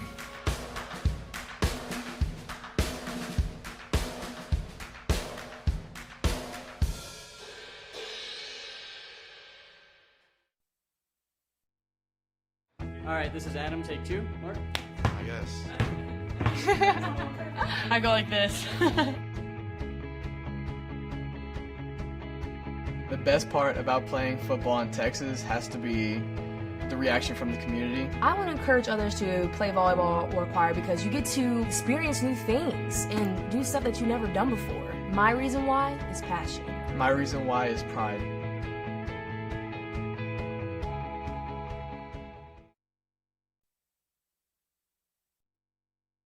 All right, this is Adam, take 2. Mark?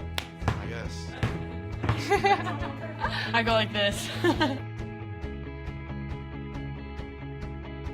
The best part about playing football in Texas has to be the reaction from the community. I want to encourage others to play volleyball or choir because you get to experience new things and do stuff that you've never done before. My reason why is passion.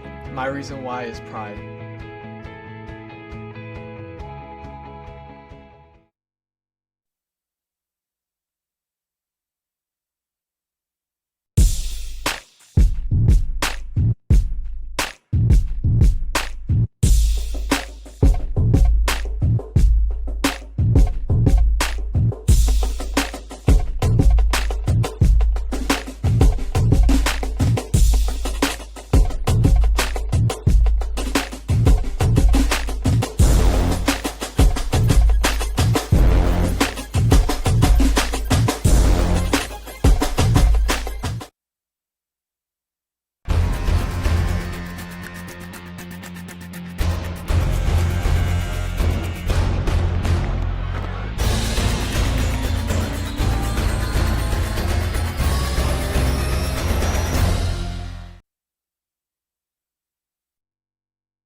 All right, this is Adam, take 2. Mark? I guess. I go like this. The best part about playing football in Texas has to be the reaction from the community. I want to encourage others to play volleyball or choir because you get to experience new things and do stuff that you've never done before. My reason why is passion. My reason why is pride.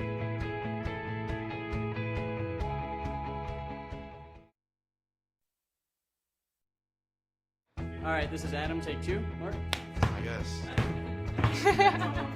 I go like this. The best part about playing football in Texas has to be the reaction from the community. I want to encourage others to play volleyball or choir because you get to experience new things and do stuff that you've never done before. My reason why is passion. My reason why is pride.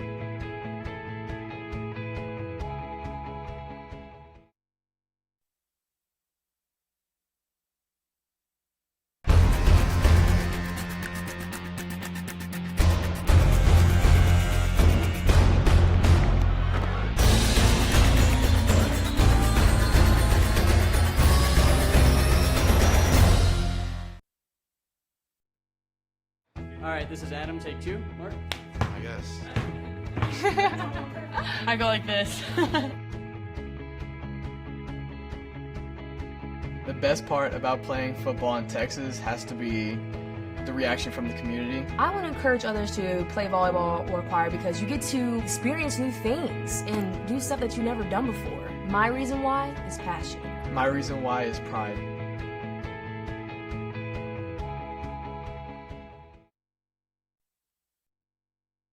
All right, this is Adam, take 2. Mark? I guess. I go like this. The best part about playing football in Texas has to be the reaction from the community. I want to encourage others to play volleyball or choir because you get to experience new things and do stuff that you've never done before. My reason why is passion. My reason why is pride.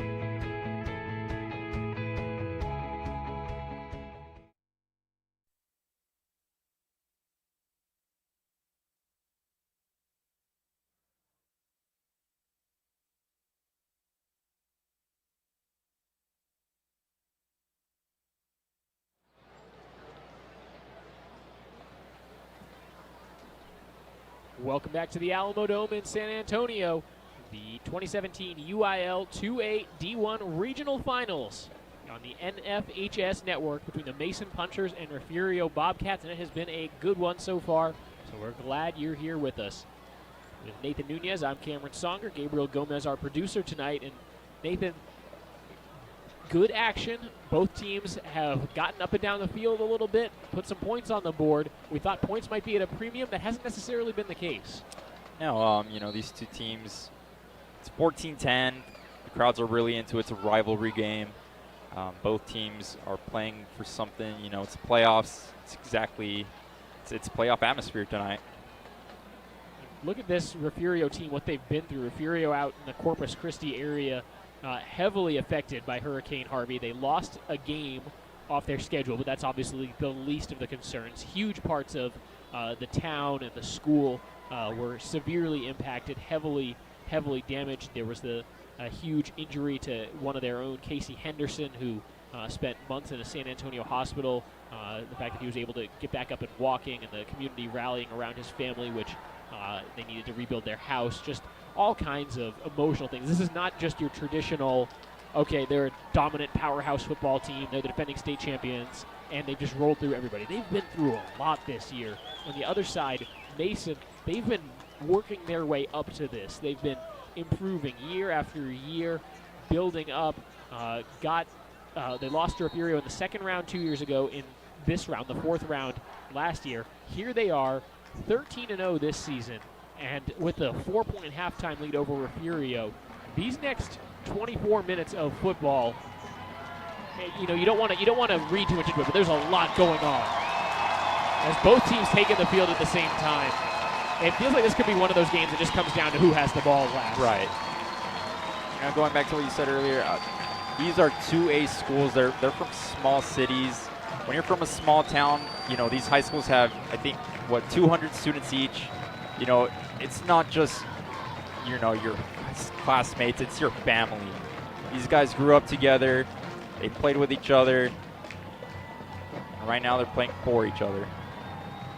There was in a recent video piece, a couple years old now, so not sure what the exact numbers are, but for Refugio, at 1 year there were 119 boys in the high school, and about 90 of them went out for the football team. So it's a kind of a way of life.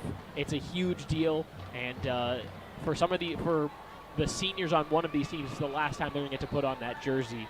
And when you get to this point, there's a lot to be proud of, to be playing in front of the bright lights and on this big stage.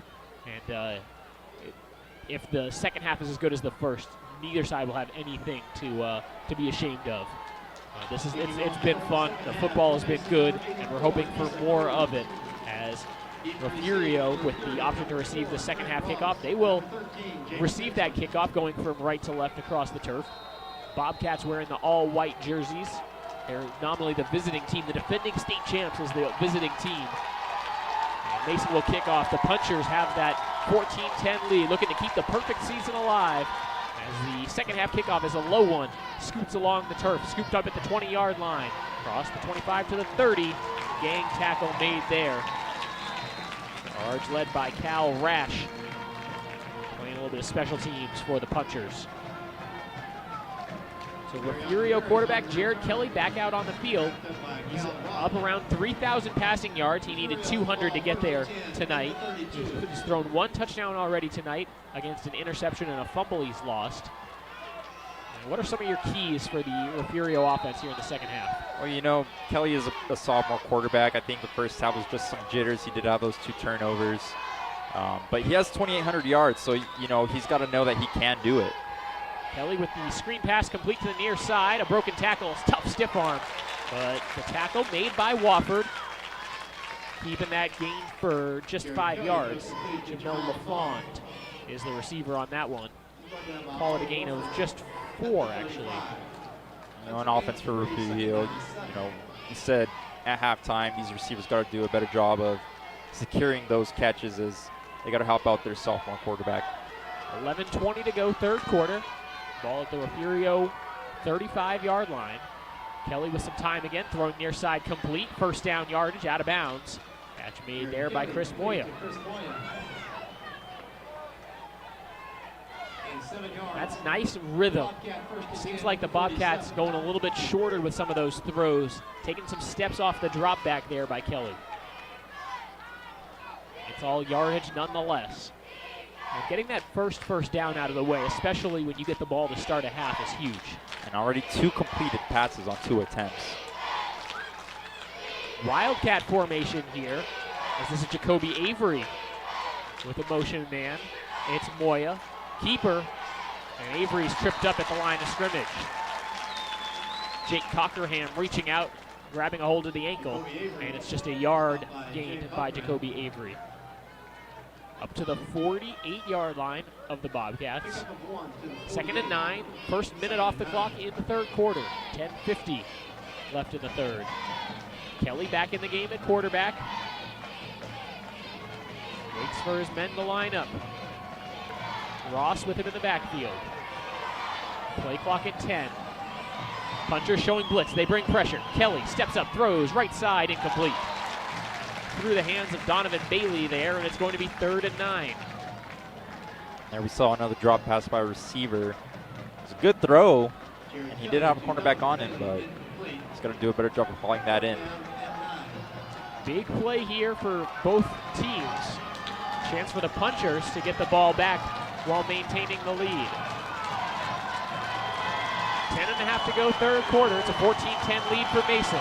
3rd and 9 from their own 48-yard line. Kelly rolls the pocket to his right. Has time, throws, complete to the 40. First down to the 30. Still going out of bounds at the 26-yard line. Huge gain there as he finds Jamel LaFond. Good job moving Kelly out of the pocket and finding a receiver down the zone.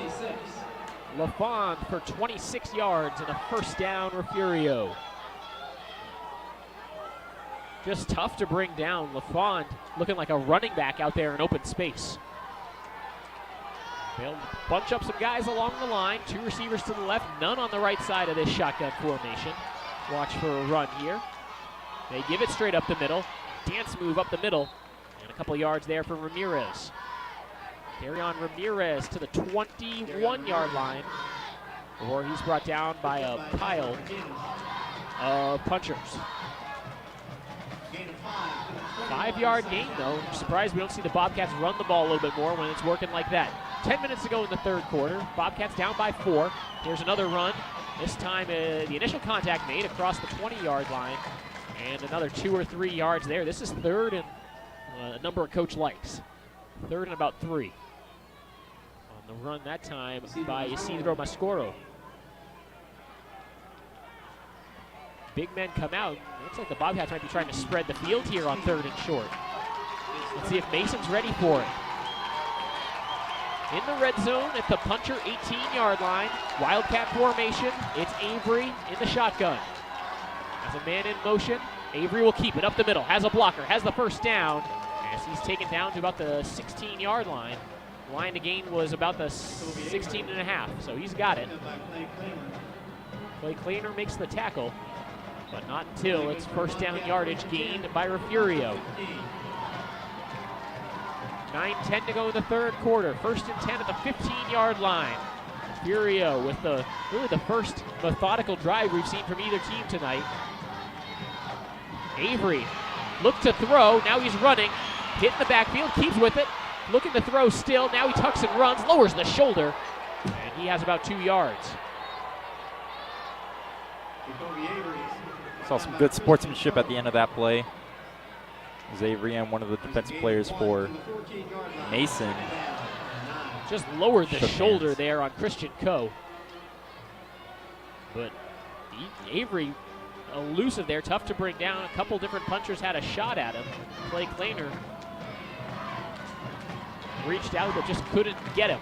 2nd down and 9 from the 14-yard line. This is Kelly on the run, throw to the 2-yard line, caught. First down, not a touchdown. As Jamel LaFond hauls it in, tiptoes the sideline to the 2-yard line. 1st and goal upcoming for Refugio. 8:14 left in the 3rd quarter, and Refugio can take the lead if they can score. They actually marked this one down just outside the 1-yard line. Tip of the ball on the hash mark for the 1-yard line. 14-10 Mason. This is Refugio's opening drive and the opening possession of the 3rd quarter, and they come out in a jumbo package. Wildcat snap, off right side. Did he get in? Avery, touchdown. Touchdown Bobcats. Jacoby Avery from a yard out, and Refugio takes a 16-14 lead.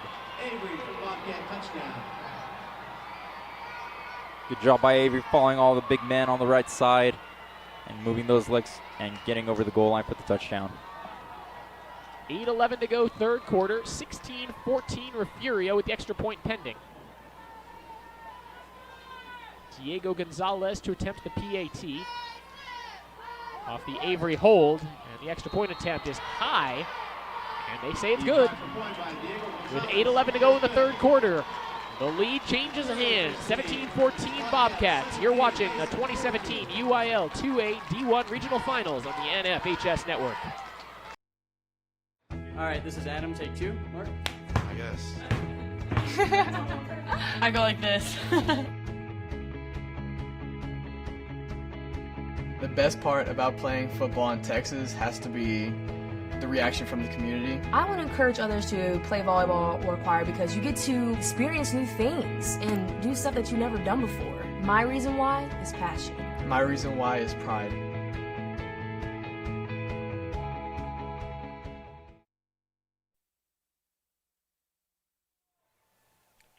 Back here at the Alamo Dome in San Antonio, 8:11 to go, third quarter. Refugio took the opening drive of the third quarter, went 11 plays, 68 yards in almost 4 minutes, and punched it in. A 1-yard touchdown run by Jacoby Avery to take the lead back.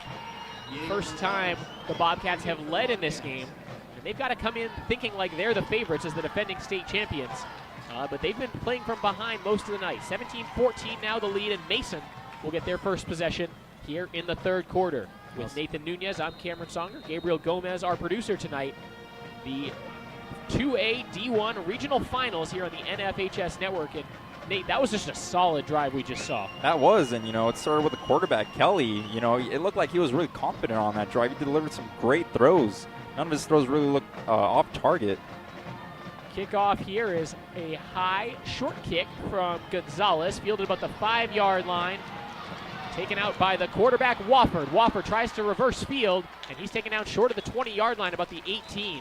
Caught it on the left side of the hashes, took it all the way to the right side of the hashes, basically numbers to numbers, and just didn't get a lot of forward progress, plus a flag on the field. Let's see what it's for. It was thrown back at the 25 or 30-yard line. Now the officials walk it over to near where the tackle was made at the 18. As they talk this over, fans, don't miss the UIL Football State Championships on December 12th through the 23rd at AT&T Stadium in Arlington. Tickets are available to purchase now through Ticketmaster. For more information, visit uiltexas.org. Block in the back was the call. Take it half the distance back, and the Punchers, with their worst starting field position of any drive tonight, they'll start at their own 9-yard line. So Mason's 2 touchdown plays, both were quick bursts after changes of possession. I believe both of their scoring drives were 1-play drives, 43 and 34 yards. They're going to have to grind this one out or go big time deep. Shotgun snap to Wofford, gives it up the middle. Spin move by Cockerham. He gets a couple yardage and gets the fans up on their feet on a 6-yard run at take it down the 15-yard line. Looks like they're going to take the grinded out route. Nifty spin move there. Get past the defensive tackle. As Jake Cockerham, the junior who recovered a fumble in that first half when he was on linebacker duty. We've seen him line up as a fullback a couple times here on offense. At that time, the running back flanking the shotgun formation. And here he is again in the shotgun. Motion man is Martinez. They fake the sweep to him. Wofford steps up in the pocket. Now he's wrapped up and sacked. 2 defenders came swarming in on him, and there was nowhere to go. Caleb Wright and Armani Brown in on the stop for Refugio. Taken all the way back down to his own 7. So a big loss there. Wipe out 7 yards on that sack. 3rd and 12 upcoming for the Mason Punchers in the shadow of their own goalpost. Not sure what happened in the locker room there, but Refugio, at least a few plays into this third quarter, playing with a lot of confidence. Play clock down to 1. They get the snap off. Wofford rolling to his right, throwing from his own end zone over the middle. Tipped, incomplete. That one was tipped into the turf and came to a stop. A sort of trap caught by number 29, Jake Comey. He wasn't able to haul it in anyway. And the Punchers go 3 and out. They'll be punting from their own end zone. 6:31 to go, third quarter. 17-14 the lead for Refugio. And now would be a great time for an absolute cannon of a punt from Otto Wofford. We saw a few of them in that first half. Yeah, 2 of them going inside the 5-yard line. He's got a big leg. He's not going to do that this time. Yeah, I don't think so. There's no wind in here, so I'm all for 100-yard punts. Here it is, a low kick from the end zone. It's taken at about the 35. Stumble, a broken tackle, and now a flag. Tripped up at about the 33-yard line. Trent Ross just stumbling and bumbling around, trying to make something happen, but the punchers all coming to him, surrounding him, finally dragging him down by the shoestrings. Let's see what this flag is.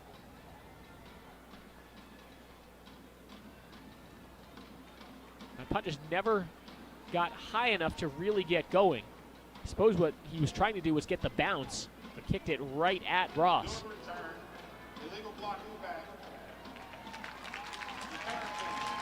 The call is a block in the back against Refugio, so now we've seen one of those go each way here in the third quarter.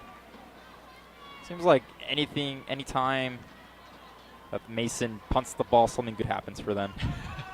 It's either a good bounce or a penalty on the Bobcats. So what would have been a start at about the 33-yard line, all the way back to the 43-yard line. After the 10-yard penalty, they do start in puncher territory, 1st and 10 from the 43-yard line. Bobcats with the lead and the ball. High snap, Kelly gives it off the middle. Good push, and 5 or 6 yards there right up the middle for Ramirez, who just kept the legs churning across the 40, down to about the 38. Lopez makes the tackle. Halfway through the third quarter that has belonged to Refugio. They scored and then forced a 3 and out. Now looking to go some more. Bobcats with a little bit of tempo, 5 wide receivers. Kelly alone in the backfield in the shotgun formation, waiting for the okay to snap the ball as the officials finally set. Motion man. This is Ramirez, who comes and joins Kelly in the backfield. Play clock down to 5. Snap to Kelly. Give up the middle, Ramirez. This time he stood up. And forward progress stopped for a gain of a yard. Ball ended up in the hands of Emmanuel Martinez of Mason, but there was no way that was still while forward progress was being gained. He was stood up. Yeah, good job by Mason, just punching the line and getting to the ball carrier. Gain of a yard for Ramirez, and Refugio has 3rd down and 4. 5 minutes to go third quarter. 17-14 lead for the Bobcats, trying to add to this 3-point lead. Punters in that base 3-4 defense. Snap to Kelly, rolls to the right, has time, throw, looking end zone, has a man, too strong, incomplete. Tried to find Jake Tinsman and missed too strong. And now 4th and 4 at the 37-yard line. What's the call here? Do you go for a quick punt and try to just pin it deep, or do you go for it? Well, I think you have a chance to pin them deep in their own part of the field. Your defense is playing solid. I'd go with the punt here. This could be one of those QB quick kicks if you have it in the playbook. Mason playing like they're going for it. It looks like the offense is on the field for Refugio. They have to decide what to do quickly, though. Play clock at 4. Might just be going with the hard count. No, it's a play fake. Kelly steps up to throw. 4th down. Going for the end zone. Has a man. Tipped, broken up, incomplete. That ball just a little underthrown. Kelly had good time in the pocket.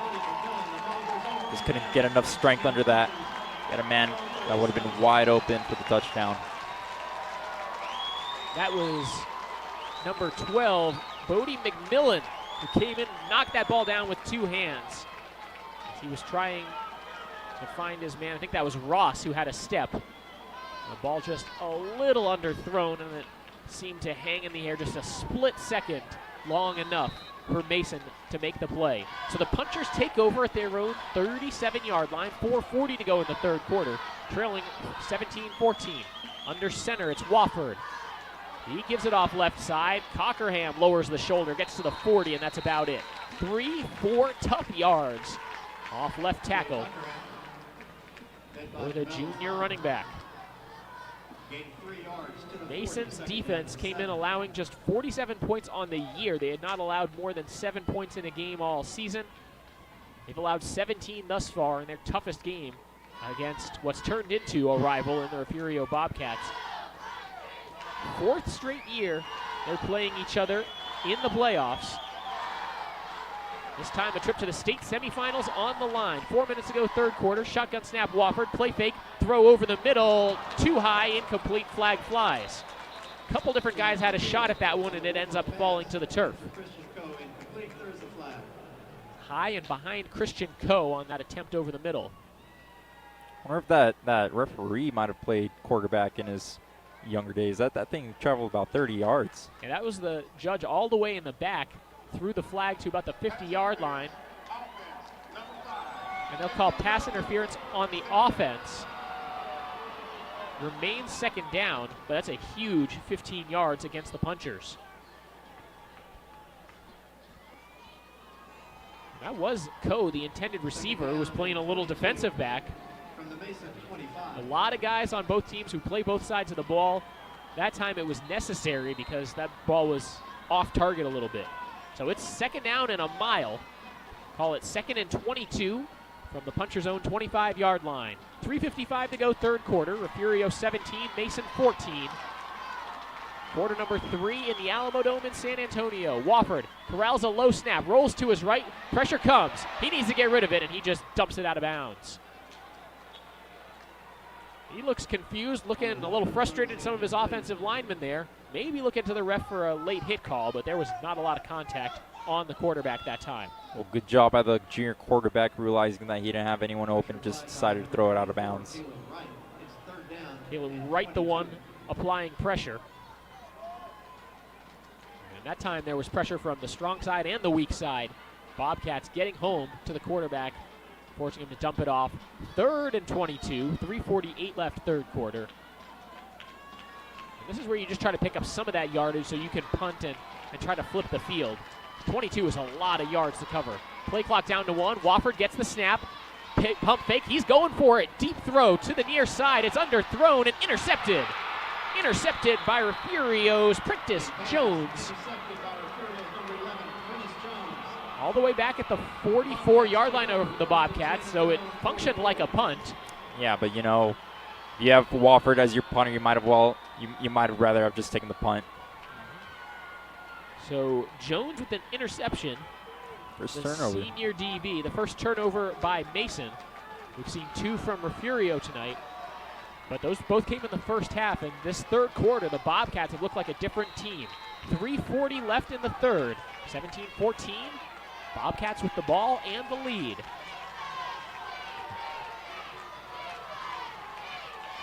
Kelly leads the troops back out. 1st and 10 from their own 44. Shotgun formation, gets the snap.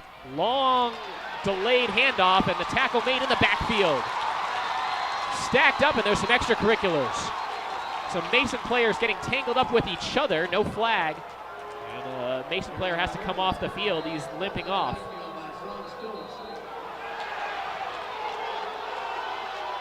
I still don't see a flag, but there's some hollering coming from both sidelines.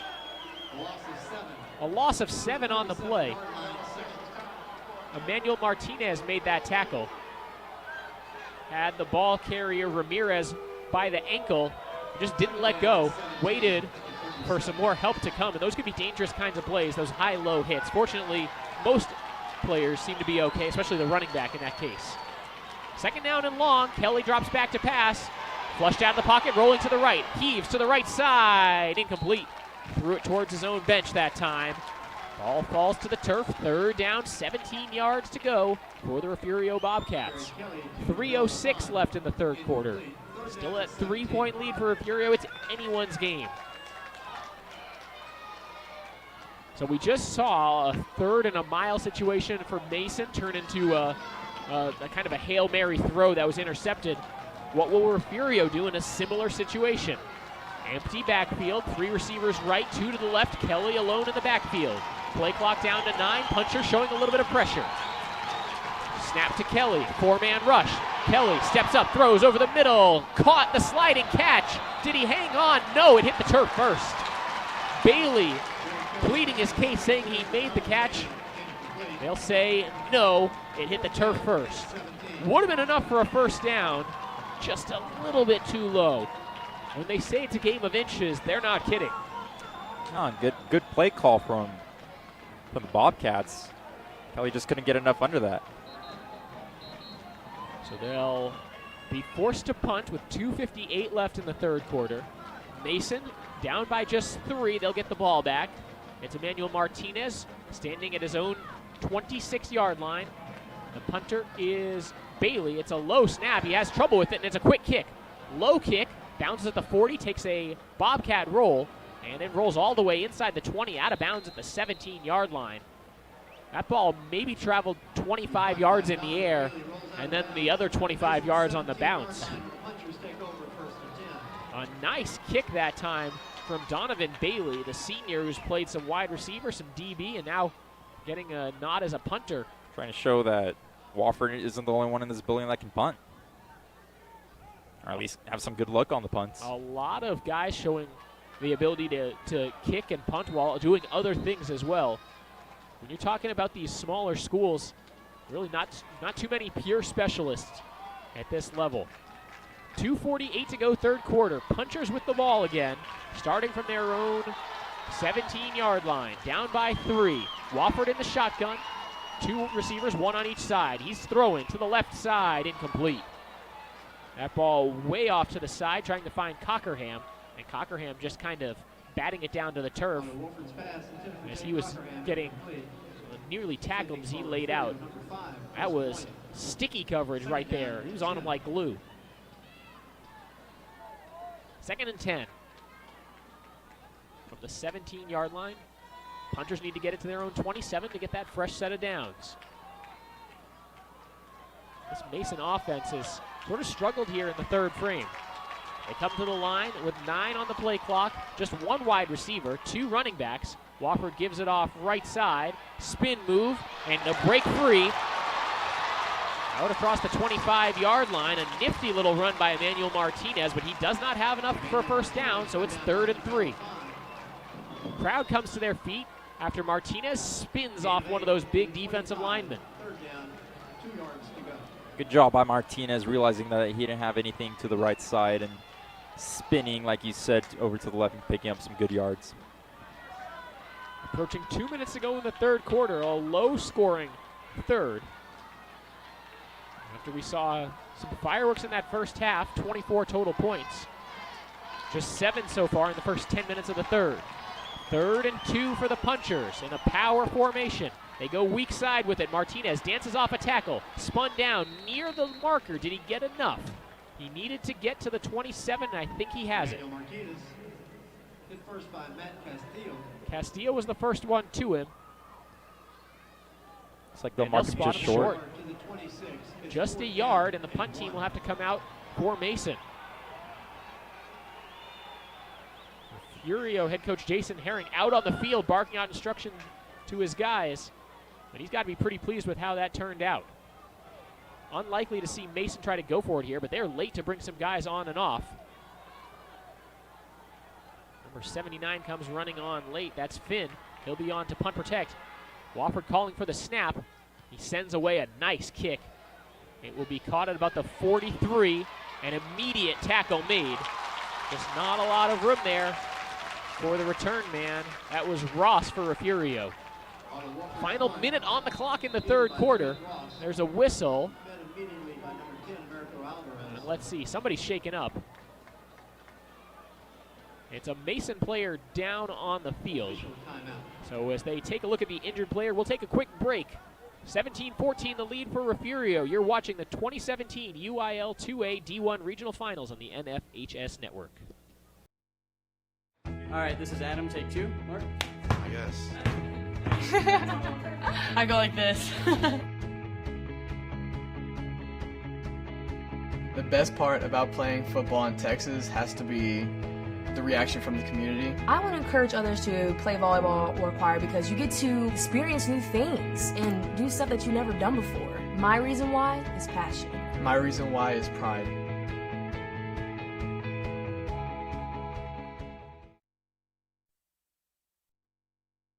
All right, this is Adam, take 2. Mark? I guess. I go like this.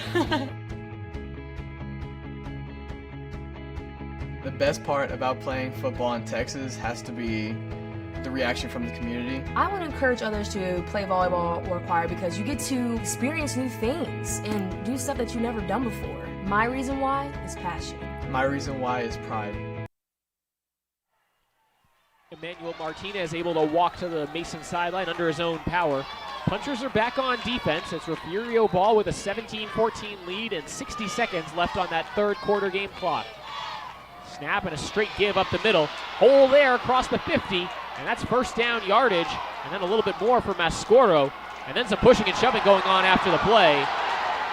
Mason sideline wanted a flag as McMillan went tumbling to the turf. After that play was over, no flag, and it's an 11-yard first down run for Isidro Mascoro. Into puncher territory at the 44-yard line, 1st and 10. The defending state champion Refugio Bobcats, trailed by as many as 7, trailed by 4 at halftime, now with a 17-14 lead and the ball driving in enemy territory. Snap, the give, left side, lower the shoulder, just 2, maybe 3 yards that time. I think that was Mascoro again. He's the one at the bottom of that pile. Big bodies falling on top of him, including Cason Salerio. Gain of 2. And with 10 seconds left, that might have been the last play of the third quarter. Refugio doesn't appear to be ready to run another play. 3 quarters in the books, 1 more upcoming. This one's still up for grabs. 17-14 is the lead for Refugio as we head to the final frame. You're watching the 2017 UIL 2A D1 Regional Finals on the NFHS Network. All right, this is Adam, take 2. Mark? I guess. I go like this. The best part about playing football in Texas has to be the reaction from the community. I want to encourage others to play volleyball or choir because you get to experience new things and do stuff that you've never done before. My reason why is passion. My reason why is pride.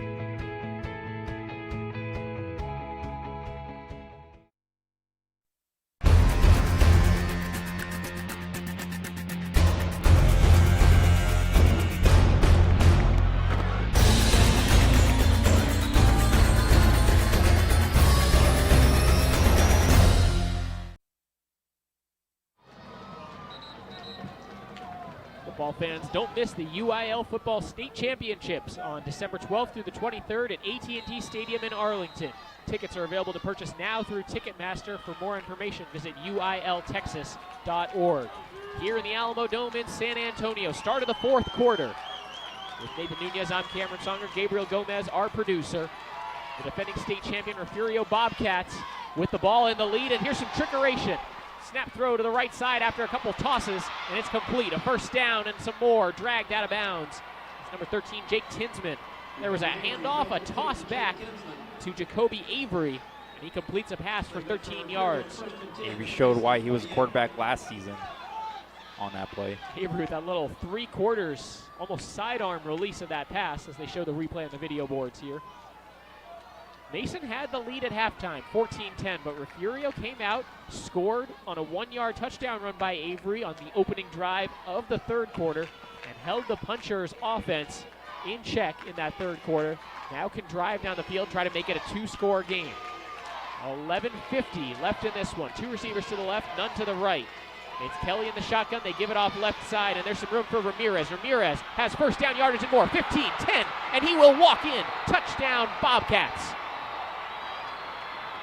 28 yards. Darian Ramirez, the senior, gives the Bobcats a 2-score lead.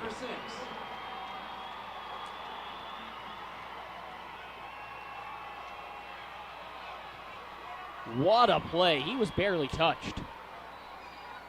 Incredible effort, incredible run. And that's winning playoff football when it matters in the fourth quarter, in the fourth round. PAT. Gonzalez, Money. We'll take a quick break. 11:40 to go in this one. 24-14, the lead for Refugio. You're watching the 2017 UIL 2A D1 Regional Finals on the NFHS Network. All right, this is Adam, take 2. Mark? I guess. I go like this. The best part about playing football in Texas has to be the reaction from the community. I want to encourage others to play volleyball or choir because you get to experience new things and do stuff that you've never done before. My reason why is passion. My reason why is pride.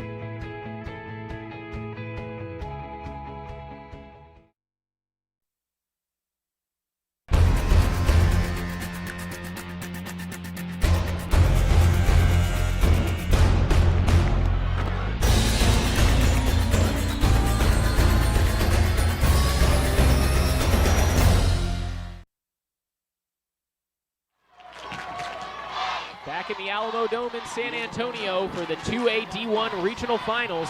It's Refugio 24, Mason 14 with 11:40 to go in the fourth quarter. With producer Gabriel Gomez, color man Nathan Nunez, I'm Cameron Songer. Thank you so much for joining us tonight on the NFHS Network. It is getting loud in here as the purple-clad Mason Puncher fans trying to will their team into a fourth quarter rally against the defending state champion Bobcats. Now you're down by 10. You got to think about play clock or game clock now. High deep kick will be fielded all the way back near the goal line by Martinez at the 2-yard line. Spins past a tackle on a nice juke move, but only gets out to the 14-yard line. Fielded that at about the 1 or 2 yard line. Took a couple steps to really get the momentum going as he was backpedaling when he made that catch. It is nice to see Martinez back out there, though. He was a little shaken up on a previous sequence on defense that last drive. And fatigue setting in for both teams now. You're looking at a lot of guys who played a lot of snaps both sides of the ball. Those little bumps and bruises start to accumulate in what's been a physical, hard-fought game. Mason does not want to see their season come to an end at the hands of Refugio for the 3rd year in a row. This Refugio team trying to get back to the state championship game for the 3rd year in a row. They won it last year. It's Wofford in the shotgun. Gets the snap, drops back, throws right side. Caught at about the 20, spinning back towards the middle and taken down at about the 19-yard line. It's number 29, Jake Comey. On a Wolford throws complete to Jake Comey. Gotta say, I like that play call for Wofford. He's shown that he can run the ball well, and if you get him out of the pocket, you give him that option whether to run or pass. Punchers taking their time to bring the right personnel on the field after that 4-yard pass play. 11 minutes left in the fourth quarter. Mason trailing Refugio 24-14. Wofford under center. Rolls this time to the left, throwing to the near side. Tipped, caught by Coe after the bobble. And then hit hard out of bounds. Official went down too. And that should be enough to move the chains. Let's see where they spot it. Good job by Coe shedding off one of the defensive backs and hauling that in for the first down. It is a first down catch up to the 28-yard line. 1st and 10 Mason. Clock rolls with 10:30 left. No reason to hurry. Just 2 scores at this point. And Mason's got to be thinking the plan is we score some kind of points. That's got to be what Cade Burns telling his guys. But then the stop is going to be the most important thing for the Mason defense. High snap. Give it up the middle. And the tackle on Emmanuel Martinez as he falls down at the 30-yard line, just 2 yards that time. Emmanuel Martinez for a gain of 2 to the 30. And the clock keeps ticking away. Under 10 to 9:50. So an undefeated Mason team, in some ways the underdog. And it's just really hard to pick against a defending state champion with so much returning talent in Refugio. Mason to the line with 8 on the play clock. Martinez motioned into the backfield. Somebody jumped on the line. Snap went over the head of Wofford, and it's a false start on the offense. Call it on Solario, the senior tackle. All right, it's 2nd and 13. You don't have to pick up all the yards here. In this position, you want to pick up a few yards and put yourself in a good position on 3rd down. Obviously, there are a lot of fans with plenty of strong opinions about who should win this game. A lot of partisanship, but as a neutral fan, in a 10-point game. It doesn't really matter who you're rooting for. If you're rooting for a close game, you want to see Mason score some kind of points here. Otherwise, it starts to look a little easy for Refugio. Pump fake. Wofford flushed out. Looking for somebody to run up the field. Breaks a tackle. Oh, and he's tripped up. Gets almost back to the line of scrimmage. He had green turf in front of him, but taken down by just the tip of his cleat, it looked like, from behind. Someone got him just by the ankle, it looked like. 57 making the stop, Darian Wills. A loss of 3 all the way back to the 22, and now it's 3rd and 16 with 8.5 minutes to play. No matter how you slice it, this is the toughest game in this playoff run for Refugio. They're coming off a 70-29 win in the 3rd round of the playoffs, and before the snap there's a whistle. I think Mason wants a timeout.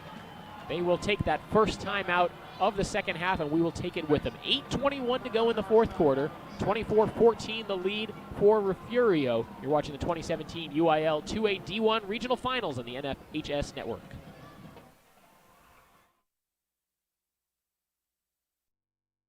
All right, this is Adam. Take 2. Mark? I guess. I go like this. The best part about playing football in Texas has to be the reaction from the community. I want to encourage others to play volleyball or choir because you get to experience new things and do stuff that you've never done before. My reason why is passion. My reason why is pride.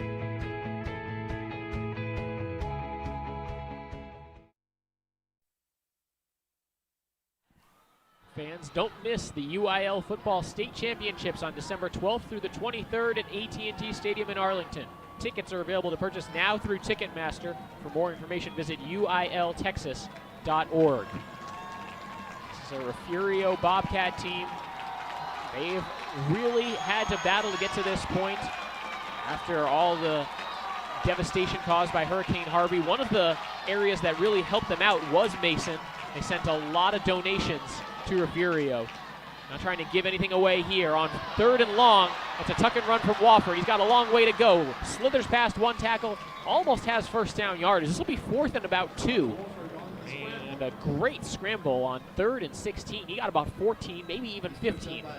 Yeah, that scramble was set up by that pump fake you saw right there. Allowed him to pick up about another 6 yards. 4th and 1 from their own 37. 7:50 to go in the 4th quarter, and Mason's trailing by 10 points. I don't see how you can punt this ball here. Punchers come to the line, going for it on 4th and 1. Both crowds on their feet. Wofford under center. Looking for a hard count. They give it off left side. Spin move. Stood up at the 35. Still going. Cockerham got close. Did he get the first down? I don't think so. It's going to be a close one. What a tough effort by Jake Cockerham. Not going down without a fight. There is a Refugio player down. Let's see where they spot this. And there's an official timeout for an injured player. Still waiting for a spot as well. But we'll have to wait. We'll get that spot after the injured player is taken care of. Timeout on the field with 7:23 to go in the 4th quarter. A huge ruling coming up in just a moment in a 10-point game.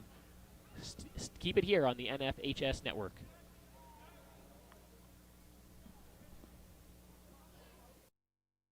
All right, this is Adam. Take 2. Mark? I guess. I go like this. The best part about playing football in Texas has to be the reaction from the community. I want to encourage others to play volleyball or choir because you get to experience new things and do stuff that you've never done before. My reason why is passion. My reason why is pride.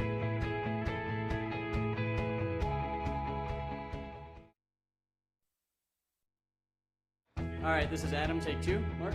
I guess. I go like this.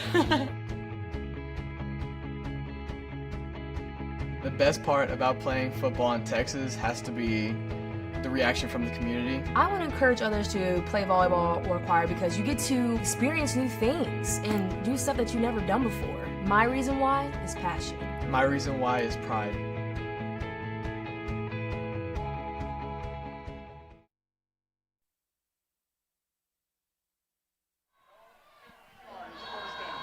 helped off the field there. Number 51, Armani Brown for Refugio, but he was part of that big stop on 4th down. The officials met during that timeout, determined that the runner was short, and it's a turnover on downs, giving the ball back to the Bobcats, 1st and 10 at the Mason 37-yard line, 7:23 to go, 4th quarter. Refugio with the ball, a 10-point lead, and a chance to put this thing away. Really eliminate any late game drama here in San Antonio. Whistle before the play, timeout taken by Refugio. Jason Herring looked not too pleased about what he saw and how his team lined up. First called timeout of the second half by Refugio, but we'll keep it here following that last injury timeout, as this is a Refugio team that there was some controversy a couple years ago, a program that was criticized for running up the score a little bit at times, but the justification from Coach Herring was that he's doing his players a disservice if his team is up big at halftime and his starters don't even get to play in the second half, just for the sake of sportsmanship, because you get into a game like this against another really good team and suddenly your guys aren't used to playing all 4 quarters. You can see the argument both ways, but I want to get your opinion on that, Nate. Well, you know, as a player, if you're on the losing side of the end, you know, you're going to say, yeah, we should have stopped them. We should have. Doesn't matter what the score was.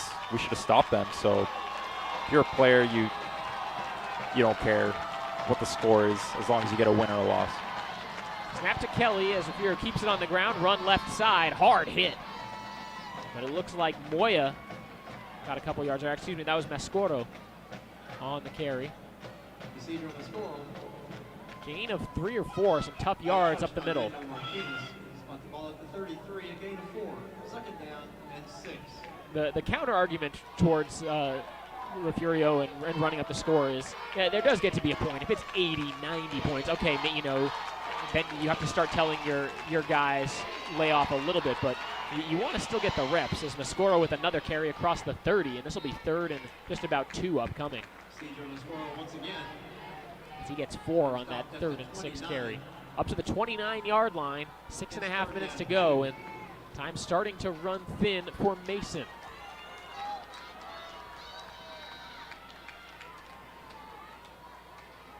Each team with 2 timeouts remaining. This has been a physical game. They say it's won and lost in the trenches, but a lot of skill position players have had a lot to say about that today, too. There's been some dramatic action out on the fringes as well. Wildcat formation. They give it off left side. LaFawn battling for yardage, has the first down after the handoff from Avery. Martinez makes the stop. Officials have to come in and break up the action. I don't see a flag. A little bit of chippiness going on here.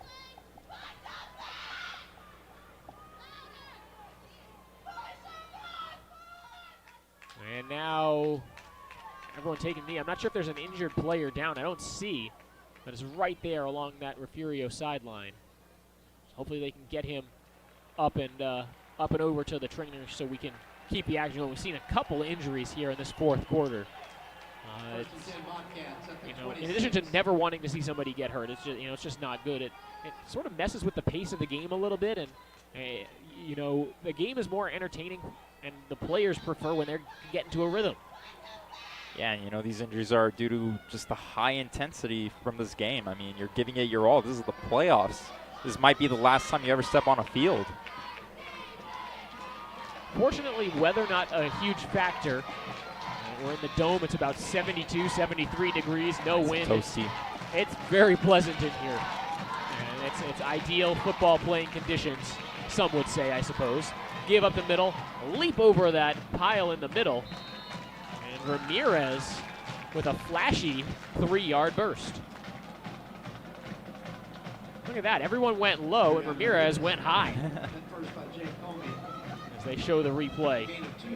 That can be risky, though, when there's that many bodies. All it takes is somebody to stick an arm up, and suddenly your limbs are flying. And face first into the ground. Who knows what happens? So they'll call it a 2-yard gain up to the 24, and Refugio continues to be in no hurry on offense. 5:10 to go in the fourth quarter. 10-point lead for the Bobcats. Kelly with a play fake. Has time. Running to the right.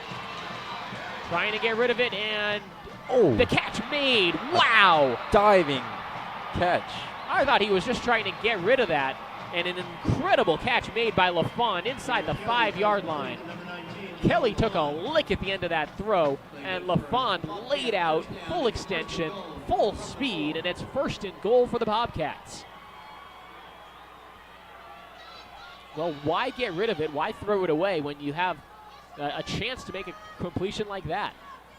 He put it in a spot the defender couldn't get to. It's literally only spot the receiver had a chance of making the play. 1st and goal for Refugio, trying to put this thing away with 4.5 minutes to play. Kelly, the fade to the corner of the end zone. Caught. Touchdown, Refugio. What a throw, what a catch. Jake Tinsman makes it a 3-score game. 30-14 with the extra point pending for Refugio. A beautiful pitch and catch.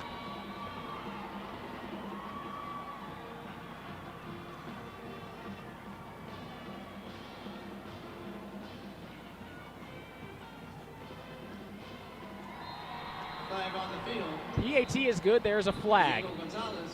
As Gonzalez with another PAT. He had that 33-yard field goal to end the first half.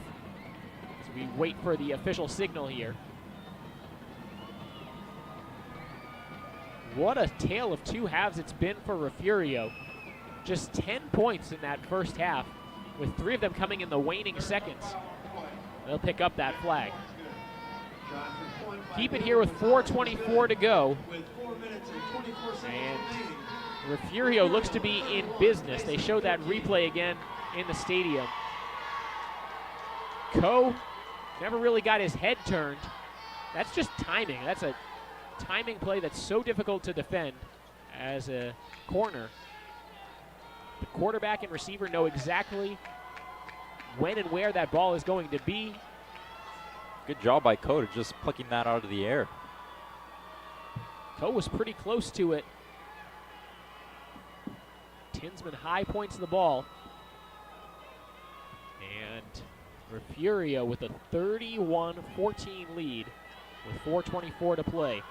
Winner of this one gets the winner of Centerville San Augustine in the state semifinals. A trip to Arlington on the line in that one. Fans don't miss the UIL Football State Championships on December 12th through the 23rd at AT&T Stadium in Arlington. Tickets are available to purchase now through Ticketmaster. For more information, visit uiltexas.org. That's uiltexas.org. With Nathan Nunez, I'm Cameron Songer. Gabriel Gomez, our producer, up here in the booth. We're 4 stories up at the 50-yard line, the Alamo Dome in San Antonio. It's been a fun game. Emotions running high for both teams. The action has been great. But this one coming down, it's looking like Refugio is going to have the edge when that clock hits 0. High, deep kick. Take it near the goal line. Wofford takes it from a yard deep. Trying the reverse field, cuts out towards the far sideline. Wofford across the 20 to the 24. He takes it to the 23-yard line, 1st and 10 punchers. 4:17, all that's left on the clock. Refugio's only loss this season to Navarro, which is a 4A school. That was the same story a year ago, when Refugio went 15-1, won the state championship, and defeated Mason 28-7 in the regional finals. Wofford, play fake, throw, right side, complete. Near the 30, a broken tackle. And Martinez gets close to the 30, which means he got about 6 or 7 yards. Emmanuel Martinez with a nice little move after the catch to pick up a couple extra yards. We go under 4 minutes to play.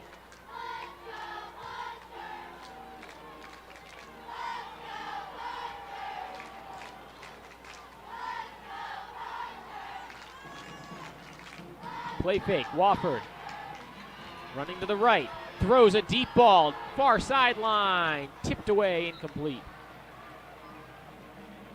Trying to hit Martinez again.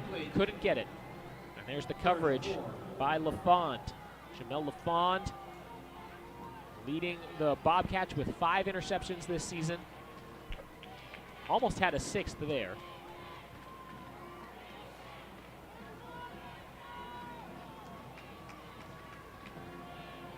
Remember, Mason had a 14-7 lead at one point in this game. And 24 unanswered points by Refugio has put the Punchers in a corner. 3rd down and 4. Throw intercepted. Green grass in front of Avery, and he takes it in, a pick 6. Touchdown Bobcats, and that should just about do it. 34-yard interception return for a touchdown. The 2nd touchdown of the game for Jacoby Avery. Make it 37-14, Refugio.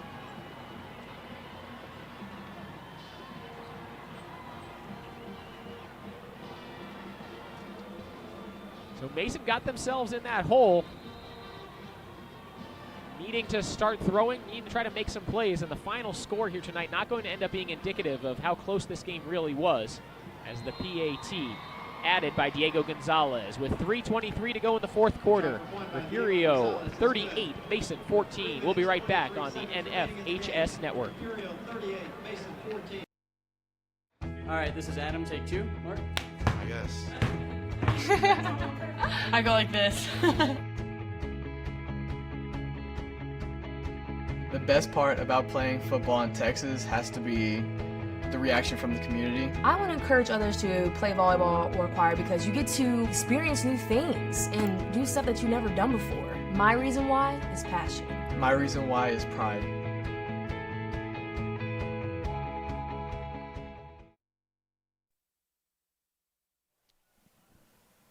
The defending 2A D1 state champion Refugio Bobcats trailed 14-7 about midway through the 2nd quarter in this game.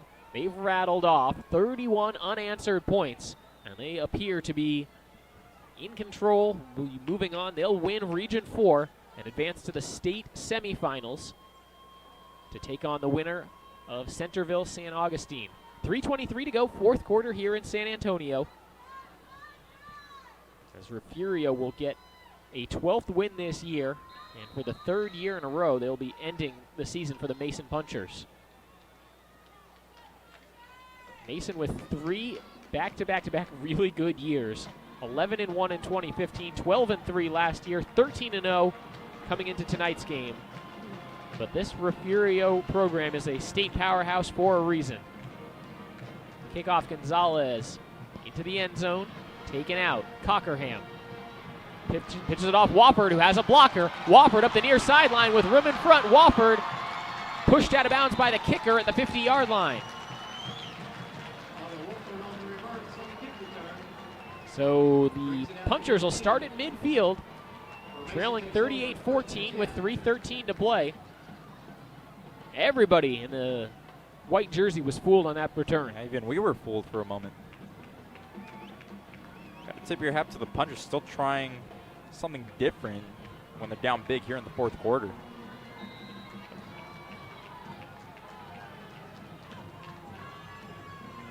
.313 to go, 4th quarter. Wofford drops back to throw. Steps up in the pocket, has time, fires deep over the middle, has Martinez. It's caught. Dropped. Coe couldn't hang on. Looked like that was going for Martinez. Martinez kind of kept going. That ball didn't really keep up with him. Coe jumped in and then just couldn't hang on. Look at that replay. He was right there. Almost had 2 steps, and fortunately for him, that doesn't go down as a fumble. Great effort all around. And certainly not gun-shy. Otto Wofford. He threw a pick 6 on the last possession. Came right back out, going deep for it after almost returning that kickoff. Gets the snap with 1 second on the play clock. Drops back to throw. Throwing deep over the middle again. This one overthrown and intercepted. taking the other way. This is LaFond. LaFond with the blocker. Spun down at the 36-yard line. That's interception number 6 on the year for Jamel LaFond. And Wofford looking a little frustrated now. At the Mason 37-yard line, 1st and 10. 3rd interception he's thrown today against 1 touchdown. He also rushed for a touchdown.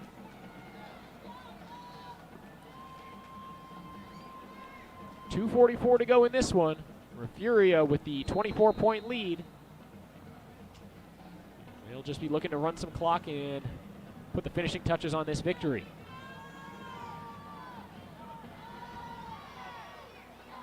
Understand the play call there. 4th quarter, down big. Just trying to, light a little spark. You fight till the very end. 3 running backs in this formation. Fake the pitch. It's kept by Avery, and he falls down for 2-3 yards.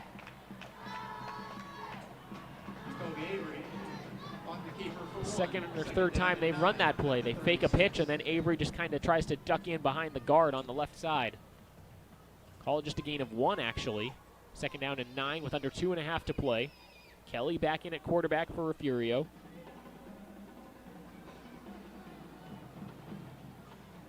Kelly with 2 passing touchdowns tonight, bringing his season total up to 44. Run goes up the middle. Spin move by Mascoro. He's across the 35 down to about the 33. 3rd and about 5 coming up. 3rd and 7 at the 34. Looks like both coaches are just going to let this one play out. Both have 2 timeouts. Just going to keep letting the clock run. Yeah, 1 more first down should just about do it. Bobcats can take this under 90 seconds when they snap it, but it is 3rd and 7 from the 34-yard line. 24-point lead, not indicative of how close this game was throughout. Avery give left side. Mascoro breaks a tackle, breaks another tackle. 30, keeps the legs churning, does not get to the sticks, so it'll be 4th and 1. Isidro Mascoro to the 29. To the 29, you need to get to the 28. Actually, about the 27 and a half, so 4th down and a long one. 1:19 to play.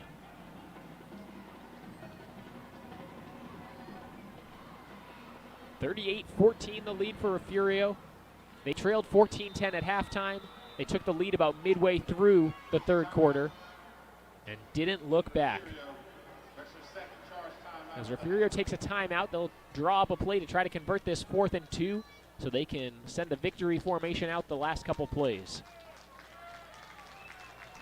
Couple fans headed for the exits, but not many, as both communities, both really coming out to support this huge neutral site game. Both Refugio and Mason about 2 hours from here, so rather than trying to find a home site, you meet somewhere in the middle, and can't ask for a nicer place to be for such a big game like this.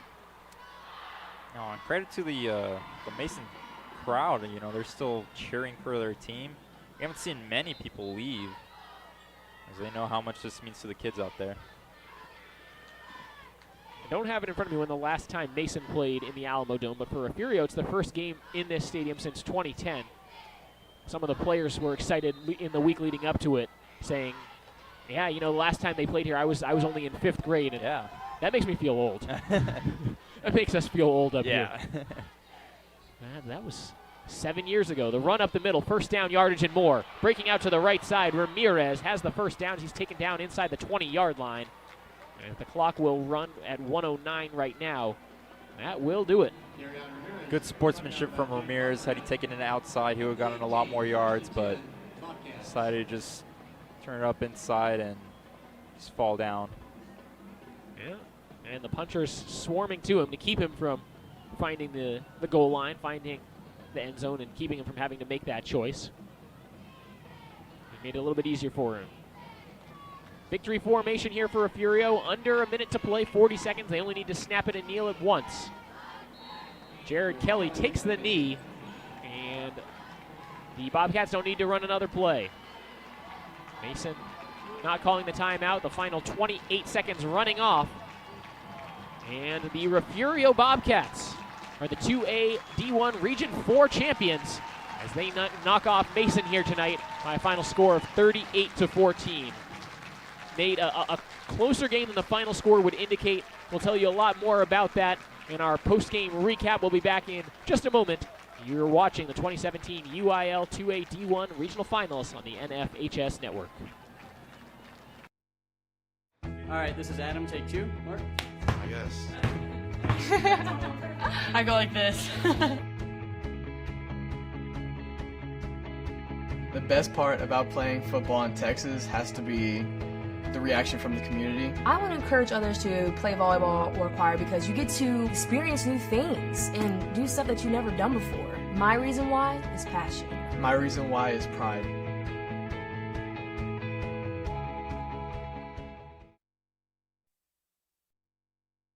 All right, this is Adam, take 2. Mark? I guess. I go like this. The best part about playing football in Texas has to be the reaction from the community. I want to encourage others to play volleyball or choir because you get to experience new things and do stuff that you've never done before. My reason why is passion. My reason why is pride.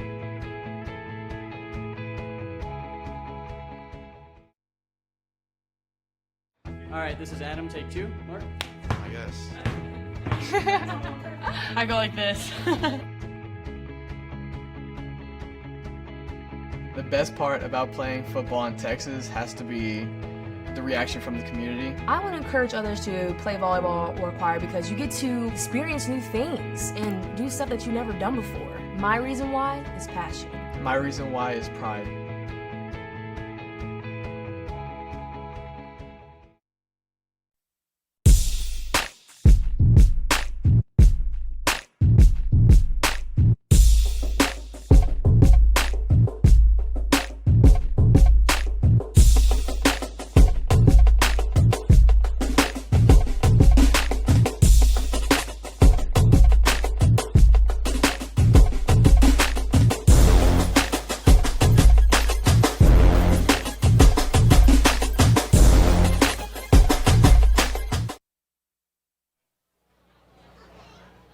Wrapping things up here from the Alamo Dome in San Antonio, where the Refugio Bobcats came back from a 14-10 halftime deficit, shutting out the Mason Punchers in the second half en route to a 38-14 victory in the 2A D1 Regional Finals.